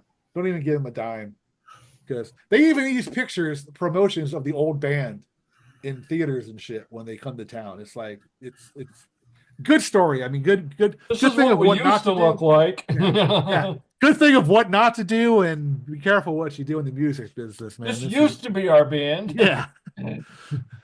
Yeah. All right, number 2, Joe. All right, so this is probably my vote for the solo album from a guy that just came the most out of nowhere for me. I had no idea this was even coming out a couple years ago until I saw Ralph talking about it, and he loved it. He interviewed the guy, and I picked it up, and I've just been in love with this album ever since. And unfortunately, this gentleman was most known for being in by far the worst era of Black Sabbath, and that is Tony Martin's solo album Thorns from a few years ago. That's a good album. It is so good, and it caught me out of nowhere because like he hadn't done anything in years, and he put this album out. I think it was in 2022. Yeah, 2022, and it was just so good, and I was not expecting it whatsoever. And I don't like him in Black Sabbath, but I album. like that album. Yeah, so I love going back to this album quite a bit. Yeah, because Ralph did the interview with him, and I went and bought it, and it's really good. I like it. Yeah, so if you haven't gotten a chance to check this out yet, I highly recommend it. It's a really great album, Tony Martin's Thorns. And this comes from a Tony Martin hater in Black Sabbath. So I like that album. He sounds like Tony Martin. He doesn't try to sound like Dio, and I don't. So. All right, Tim, what do you got? Do that. Tim. All right, my second album that changed my life. Oh, absolutely. Fair warning, great album. Phenomenal Swing. Best album Van Halen ever put out, as far as I'm concerned. I agree with you. It's certainly one of them. 2. Yeah, 2 for me because of the memories they have behind that album. So that's probably why I like it better. All right, Andy. You know, the other day I was sitting here listening to a double album, and I hate when you pull out a double album and it's side 1 and side 4. Oh, I hate that. You and fucking Physical Graffiti again. So I pulled out this. So I bought this compilation, and I saw, oh, crap, for real. Side 1 and side 8. Are these people like for real? Because this has four. Because this has four albums in it. But man, what a compilation! It's called Superstars of the '70s. A four album set. I love compilations. Absolutely love it. Like what's on there? Like read a couple of them. Yeah, sure, of course. Let's see. Like side 1, "School's Out" by Alice Cooper. Oh, okay. With "Surf's Up," Beach Boys. "Sail Away" by Randy Newman. The Doors' "Tightrope Ride," which is weird that it would be on there. So no Tony Orlando and Don. No. Also, listen to the music by Doobie Brothers on side 4, and it ends with "Doctor My Eyes" by Jackson Browne, and Black Sabbath. Good. Black Sabbath "Paranoid" ends that set. That's pretty cool, actually. Yeah. It's got some really cool songs on here that you're like, wow, that's on one side. Like "One Way Out" by the Allman Brothers, Aretha Franklin, "Faces Stay With Me," the "Chicago" by Graham Nash, "Happy" by the Stones, and "Lucky Man" by Emerson, Lake and Palmer. So it's got some really good stuff on here. And one of the songs I like by Emerson, Lake and Palmer. It's pre-K-Tel. Oh yeah, and it's actually by Warner Brothers. Wow. Okay. And when I looked at it, the guy, it was $15. I was, the box was a little broke, but I can always tape it. The guy goes, you know what? Give me $5. Well, all right, that's cool. I was about to give you the 15, but you kind of told me 5 now. If you insist. Yeah, because man, I know I don't want to keep talking about it, but it's four albums, and look how beautiful that looks. Yeah, I mean, it was just clean. So, but no, Andy, I agree with you about like the way that they sometimes do that with sides and stuff. my vinyl copy of Jesus Christ Superstar is the same way, where it's side 1 and side 4 on one disc, and side 2 and side 3 on the other. That's stupid. It makes so no much. point. That's just to piss it you was off. from back actually. when they would have the automatic flippers on tables. Gotcha. That was what it was for. That way, when you reload it, it was, you just flip over the whole thing. It was weird. Yeah, so that was what caused it. Yeah, so this album's like 1-8-2-7-3-6. I'm like, dude, for real? Mm-hmm. I gotta listen to side 4 and 5 just to have one record. Like a tournament seating. But the thing is that I like to listen to it in order. So there I am, getting up, getting down, getting up, getting down, getting up, getting down. Get down. At least it's a compilation. Little so OCD it's there. not like you gotta get on down. Get on down. I know, Joseph. It's not like it's a real album. It's a compilation, but still, I want to hear 1, 2, 3. Nobody got the Wham reference there. It's the it's just the what's the phrase? Keep going. Never mind. All right, Mark, what do you got? I just put a Wham reference and went over you guys' head. Okay, you're disqualified. I was doing Wham rap. I gotta get on down. Gotta get. I have no clue what you're talking about. Hey, everybody, take a look at me. I got street credibility. I may not have a job, but I have a good time. Metal card at the door. Hey, you.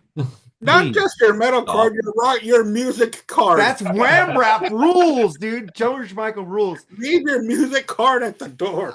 Fuck you. If you don't leave your music card at the door, I already see what your number 2 pick is, and I can only imagine what your number 1 pick is. Oh, I like this number 2 though. Show it, Mark. This album was released 2 months after one of the worst albums that I've heard of all time. 1991, November. 5150? No. 5150 is released in 86, dude. It's 85 or 86. Well, fucking 1991.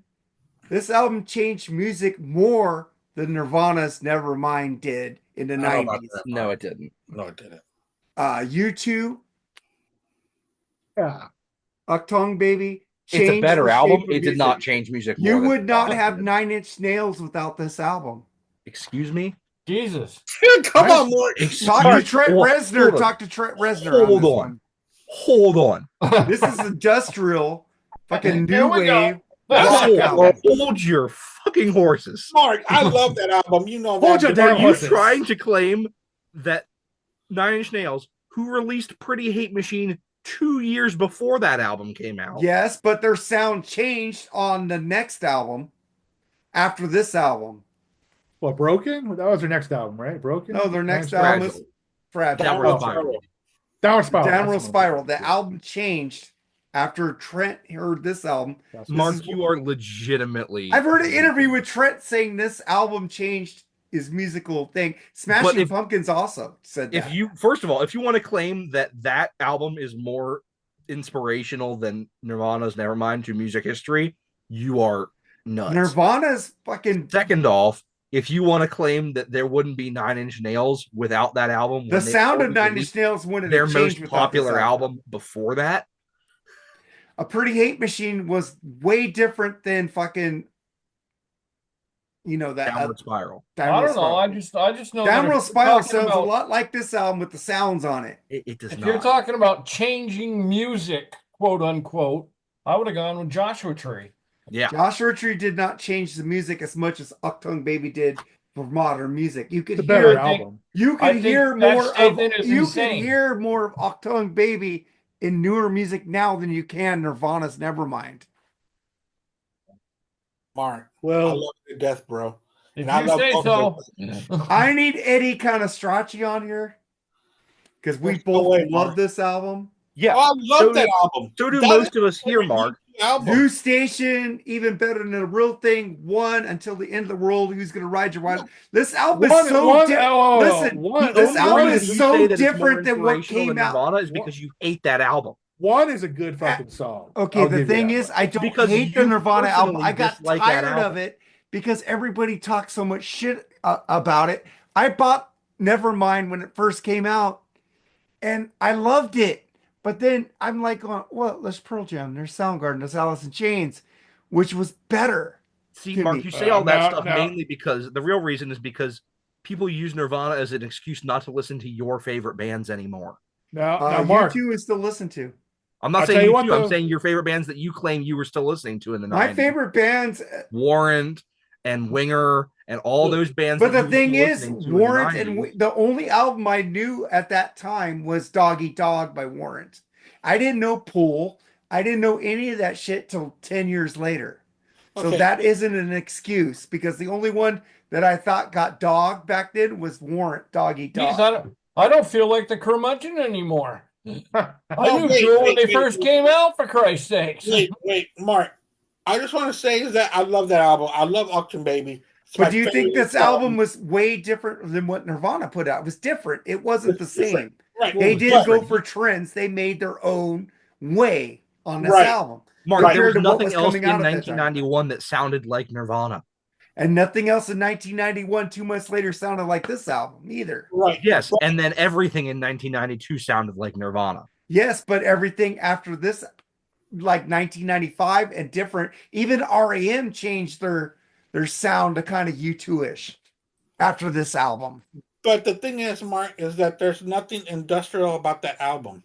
Oh, Nothing Zoo Station is pretty industrial. No, it's not. Zoo That's just Station, my the opinion. sounds they put in, the fly. But I'm pretty sure. I'm pretty sure that Trent Reznor said he might have been listening to that album while he was Might have been working on influenced by that He said it album, kind of influenced him on that next album. No, but a lot of things, a lot of different music influences a lot of different artists. Yeah. he never said Nirvana influenced him. Because Nirvana and Nine Inch Nails have nothing. Oh my God, I know they had nothing to do with each other, but the thing I'm is, going to lose my genuine mind with you, Mark. All right, my number 2 pick is my now favorite era of Journey, and I love the pre-Perry era of Journey. This album next is my favorite one, and look at that fucking fro on Neil, man. Oh yeah, he had That a is flow the back today. I'm telling you, he doesn't get much credit for that fro, but damn, look at that sucker right there, dude. This is solid. And look, Ainsley Dunbar is actually smiling. I've never seen him smile anywhere else except the picture on this album cover. This is a good fucking album, dude. I mean, it is great jamming. And I fucking love Greg Raleigh, man. I'm telling you, dude. I think he's got a unique voice. Kind of him and Steve do have unique voices. I mean, you can tell who they are when they sing. But and the songs they did together. Santana before Yep. joining Journey or starting. I think Neil was like 16, I think, or something like that when he was in Santana. But man, I tell you, these albums jam. They're long songs. Maybe some of them. Well, no, their first album was pretty progressive, but their second album was pretty much straight off rock. But I think we did look into the future, right, Mark? yeah, we on did. Free Fall. It's one of the first ones we've done. I think we did one of those.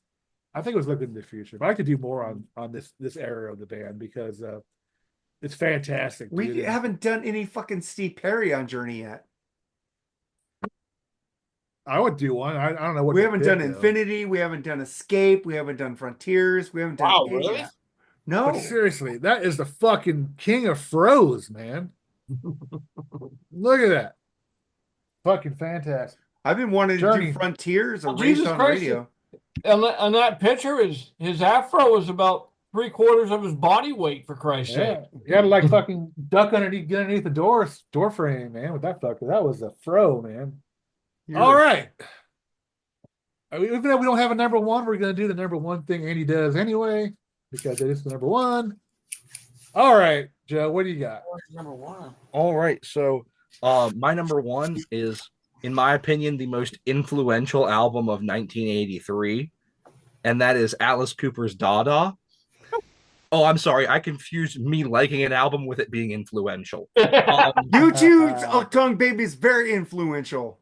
But jokes aside, I think this is an amazing album. I've been really on an Alice Cooper kick lately, and I love this era of Alice. The only one I don't like from this era, I'm not a huge Zipper Catches Skin fan, but I love Flush the Fashion. I love Special Forces, and my favorite is this one. I mean, just the atmosphere and the vibe on this album is so cool. I wish he'd pull some of these songs out live, but the fact that he doesn't even know they exist because he doesn't remember them is actually funnier, honestly. The fact that he has never played a single song off this album because he didn't even realize that he made it.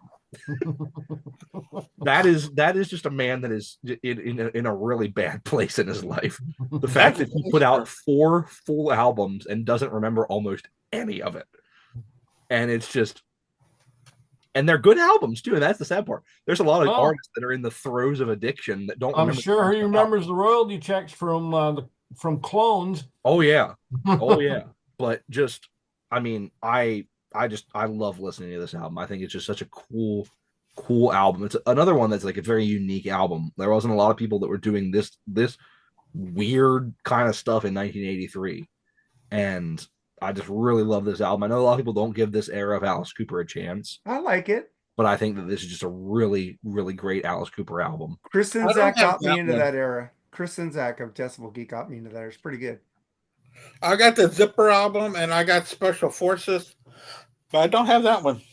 I'm waiting for Jerry to get to me to make another point about you too. So I finally picked up these albums on CD recently because they're so hard to find. Like, Flush the Fact. I got that on vinyl. I love it. Like, these are so hard to find. The only one I don't have is Zipper Catcher Skin. Like I said, I'm not a huge fan of that album. But like the other 3 of that era, the 80 through 83, just some really great stuff that people don't talk about too often. Cool. All right, Tim. All right. This album really influenced me the first time I heard it, because it normally takes me a couple of listens to an album to really get into it. You know, there's very rare albums that I listen to the first take and I'm hooked. This is one of them. Fucking amazing album. Absolutely amazing album. Great album. Just fucking metal beyond belief. Love it. It is. It's a Love great this album. Not as good as The Wall, but it is good. Like I said earlier, it is way better than The Wall. I think The Wall's better, but like I said earlier this week, it is one of the only albums that I just proudly display on every single show that we do. It is up there. I have the box set up there. It's hard to describe how good that album is. Flow is better than The Wall. It's more flowy. I always say the same thing over and over. So do periods. Because that's my opinion. I'm not going to change my opinion just to be cool. What? Well, you need to be cool, Mark. I don't want to be cool. You're not cool. You're not one of us. I'm not going to be cool You're or be not cast cool. out or podcast out. I mean, we all have our opinions. We all yeah, and it's fine. And we say all the time, Mark. You're allowed to be wrong. Metal Mike Tyler agrees with me. That's all that matters to me. Okay. And I've gotten close to being kicked off this show because of my opinion on Dark Side of the Moon. I've been told I'm not welcome on Black Spinner anymore. Really? Because of my opinion of 2112. Hey, we're all wrong sometimes, Mark. Hey, those are jokes. Speak for yourself. We love you, Joseph. You ain't getting kicked off. That's why we're joking with you, Mark. And I just wanted to say that before the album before that album, Rage for Order, I listened to and I was like, wow, this Great is album too. great. And then I heard this and I was like, they got better. Don't ask me how they fucking did that, but they got Look better. at that guy. He just pulls them out like nothing. I've got my secret stash. I didn't like the way Rage was produced. Yeah, it has a very weird production. It had sloppy spots in it, but those songs are better live on that album. Especially Surgical Strike. But that's me. All right, Andy. Mine's a spoken word one. Oh, wow. William Shatner. No. And she's gone. She's gone. Okay. The Four Seasons. Saturday Night Live season 1. Oh, okay. Cool. There's different skits on here from the first season. With, of course, with Dan Aykroyd, Belushi, Chevy Chase, Jane Curtin, Garrett Morris, and Lorraine Newman, and the great Gilda Radner. They're not ready for primetime players. Yeah. Yeah. So. Yeah, I'm That's a big that's some Saturday cool Night shit Live. to have. I still am. Oh, I love Saturday. I do too. I love Saturday Night Live. Yeah. And my wife and I watch it every week, every weekend, because we don't watch it on Saturday because we're out most of the time. So it's now, we watch it Sunday. The music they've been having on there totally sucks balls. Yeah. Lady Gaga was good though last yeah, show. I like watching comedy skits because I used to do I do too. skits. Yeah. I used to be part of a couple of comedy troupes myself back when I was younger. We had Duck Soup Comedy Troupe, which was named after the Marx Brothers Duck Soup, and then we also had it was an all Hispanic troupe called the San Benito Tortilla Factory Company. And we really had some good times on there, man. That's back when I was 21, 22. Had a good time. Stand-up comedy is not easy, man. It's not. No, it's not. We would write skits and we would, perform them on stage. And the Duck Soup one was actually like a murder mystery kind of dinner. While people ate, we would perform around them. And there were so many times that I got hurt because I tried to be as real as I could because I always got killed in every one. So they would stab me for real, shoot me for real, man. I'm gonna make this realistic. Drag me out with a rope around my neck. Yeah, and the guy goes, "Dude, can you help me out a little bit? You're heavy." And he just kept on pulling me, and I was like, because I didn't want to crawl out or roll. He goes, "Dude, you gotta help me." He goes, "I'm gonna break your neck." Keep pulling. It was a good time. It was a lot of fun. Awesome. Great. I agree with you. I love Saturday Night Live too. I still do. Mark, what do you got, man? Mark has one more point to make about U2 Octone Baby, because I just looked it up. Octone Baby was very highly influential, making a significant reinvention of the band and influencing many other artists with exploration of electronic, dance, and industrial sounds. Not music. Industrial sounds, which influenced Trent on his next album. Did the Edge write that part? No. Industrial. That album did. Was so different. It's to be the Edge. I was there when that album came out. It was so. So was I, Mark. I was there too. I was there, and you agreed it was different. I wasn't. I'm not that. Came out that year. I'm industrial. It says industrial sounds. Zoo, go listen to Zoo Station again, Andy.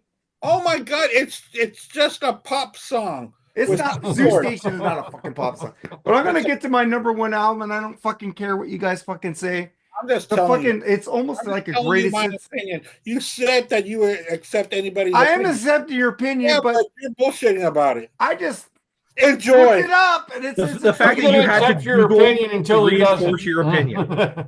I had to find something that agreed with my opinion. Yes, I did.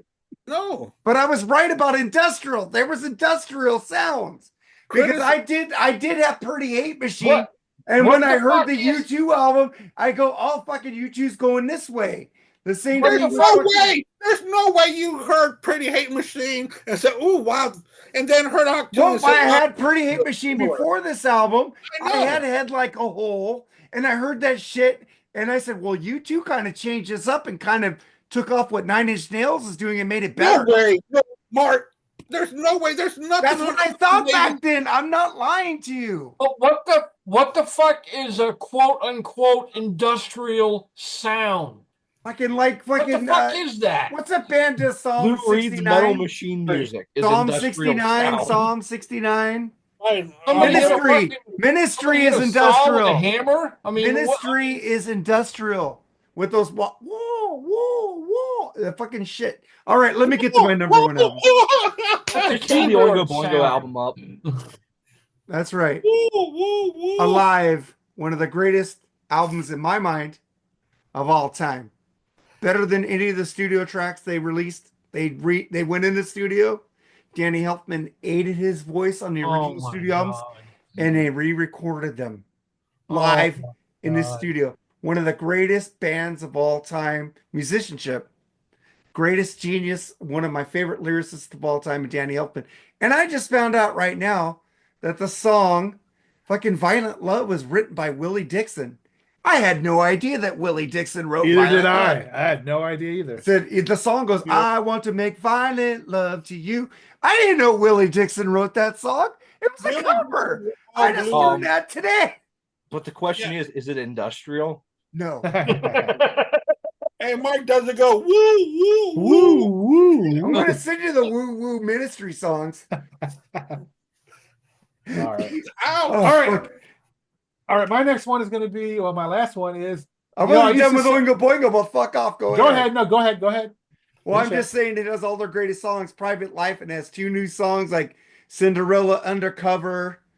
All right. and- My next album. I'm just Okay, kidding. whatever. Go ahead, Mark. Just go ahead. Mark. I'm done. just kidding, Mark. Go ahead. You I'm know just what fucking is with the you. law? No spill blood, bitch. Go ahead. I'm Actually, done.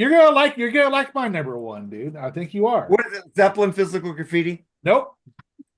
You know what? I used to say that Pyromania was the last thing Def Leppard did that was good. I was wrong. I forgot about this one. I really like this Euphoria? album. Oh, that one? Retroactive. There's some good songs on here, man. Take Miss You in a Heartbeat off, and it's pretty Yeah. good. That song Yeah, sucks. there's some good, but it's a B-sides thing. It is, but it's still good. I mean, Desert Song is a great song. Frash of Love is good. I think Dude, I Euphoria love- is better. I love Two Steps Behind. I think that's a cool song, man. I do too. Ring of Fire. Yeah, I don't think we need two versions. Well, of Ring Two of Steps Fire was a Behind and Miss You in a B-side Heartbeat. from fucking Hysteria. But I like this stuff, man. It's good. There's good stuff on Oh, here, man. B-side. But still, it's good stuff. That's probably why I like it. You don't It like wasn't Euphoria? No. Oh, I love Euphoria. But yeah, I dig it, man. This is good. It's actually some pretty good stuff off this album, man. And Mark, I just want to say I wasn't really picking on you. I just don't agree. That's all. Well, I Who found knows? something that I don't care. You don't have to agree. We're all brothers here. He's out. He is out at the plate. Love Who? it. Mariners and Athletics. Oh. Who's winning? Athletics 1-0 in Oh. the 8th. Damn. All right, well, that is our show from Top 11 Whatever albums. This is kind of a lot of fun, man.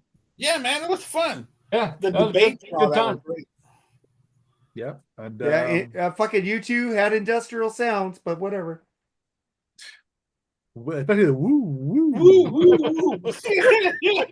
Do Station is fucking so industrial. It isn't funny. The fucking music is so industrial. No, I Soul think it is Station? kind of funny actually, Mark. But Soul Station? You Zoo like Soul Station. yeah. So are you talking about Paul Stanley's Don't band? talk about Shit Station. All right, guys. Anyway, Joseph, Andy, and Tim, thank you for being on, man. Joseph, what do you got going on, man? Not much. I got my musical directings this weekend, so I'm gonna be busy Oh with yeah, that. good luck with that, man. Thank you. Good luck Thank with you. it. Andy? Oh well, we I finally have a couple of days off. We are going to get ready for a Selena show on 3 Shots Down that we're going to be doing this weekend, and then on Tuesday on Black Spinner, that's Al's pick. We are going to be doing top 10 hard rock songs before the Black Sabbath era. So everything before February 1970, what led into the sound, what songs that led into a heavier sound. So that's what we got going on, and then I'll be here next week for the first 4 albums. Yep. That'd be a good one. Yeah. Tim, what's new and exciting with you, man? You know me, I got absolutely nothing going on. So Well, Tim, you never answered us. Do you want to be on the next week's show where it's like the first 4 albums that started off a band that was awesome? Whatever. What is it, Jerry? That's it. You got it. The first 4 albums that they were on a roll when they released their Right. first out 4. yeah, I'll be on that. Sure. Okay. All right, Joseph, Mark. no? I'm unfortunately busy next Thursday. Okay. Well, I'm just All asking. right, Mark. Take us home, dude. All right, Freeform Rock Podcast. Tomorrow we got Eric Lucier, his pick. We did what's that band? God damn it, Kissing Dynamite, back with a bang. Get on there. Maybe you like it. Maybe you'll bang it. It's a what Germany band? German German, band. yeah. German band. I think we're pretty mixed on that, but no spoilers as always. And also, just check out the Freeform Rock Podcast after show, which probably be doing tomorrow night. Jerry won't be there. He'll be at Heart watching Cheap Trick. So that's awesome. I'll be at Heart watching Cheap Trick. Well, that's what I'd be doing. I'd be watching Cheap Trick. Well, at least you won't be at Cheap Trick watching the Heart. Yeah, exactly. Hey, I love Heart, but Cheap Trick's way better for me. Heart just has a place in my heart. Well, Heart has a place in my heart also, but as a band, I love Cheap Trick better. When I was alone, when my parents used to leave me alone as a kid, when I was young, when that album came out, that pop album in the 80s, I was just in love with them. Well, because they have 3 original members in Cheap Trick, there's only 2 in Heart. I don't think Heart's ever been sued by a member. And that has to do with what? No, but you got like the only one you don't have is Bun in that band. Because he sued him. Well, Bun is like a equal member. He gets paid while they tour, so that's fine. But what else you got going on, Jerry? Anything? Well, Andy mentioned what we're doing with our other show, and what the fuck else? Getting ready for the hockey playoffs. Other than that, not a damn thing. Not a damn thing, but like, share, and subscribe, and don't be a dick. Give us some comments. Get in the BS community on Facebook. Give us some ideas for shows you want to see. And we are pretty loose. We'll let anybody on this show, right, Andy? Yeah, clearly that's why I'm here. We love you guys, man. You know, you guys are family to us. We love all of you guys. Sad you can't be on because I would love to see your first 11 bands with the first 4 albums that just I'll send you a list, Mark. send me a list. I'll say it for you tomorrow. Next week. All right, man. Let's get the fuck out of here. Later, guys. Later, guys. Peace.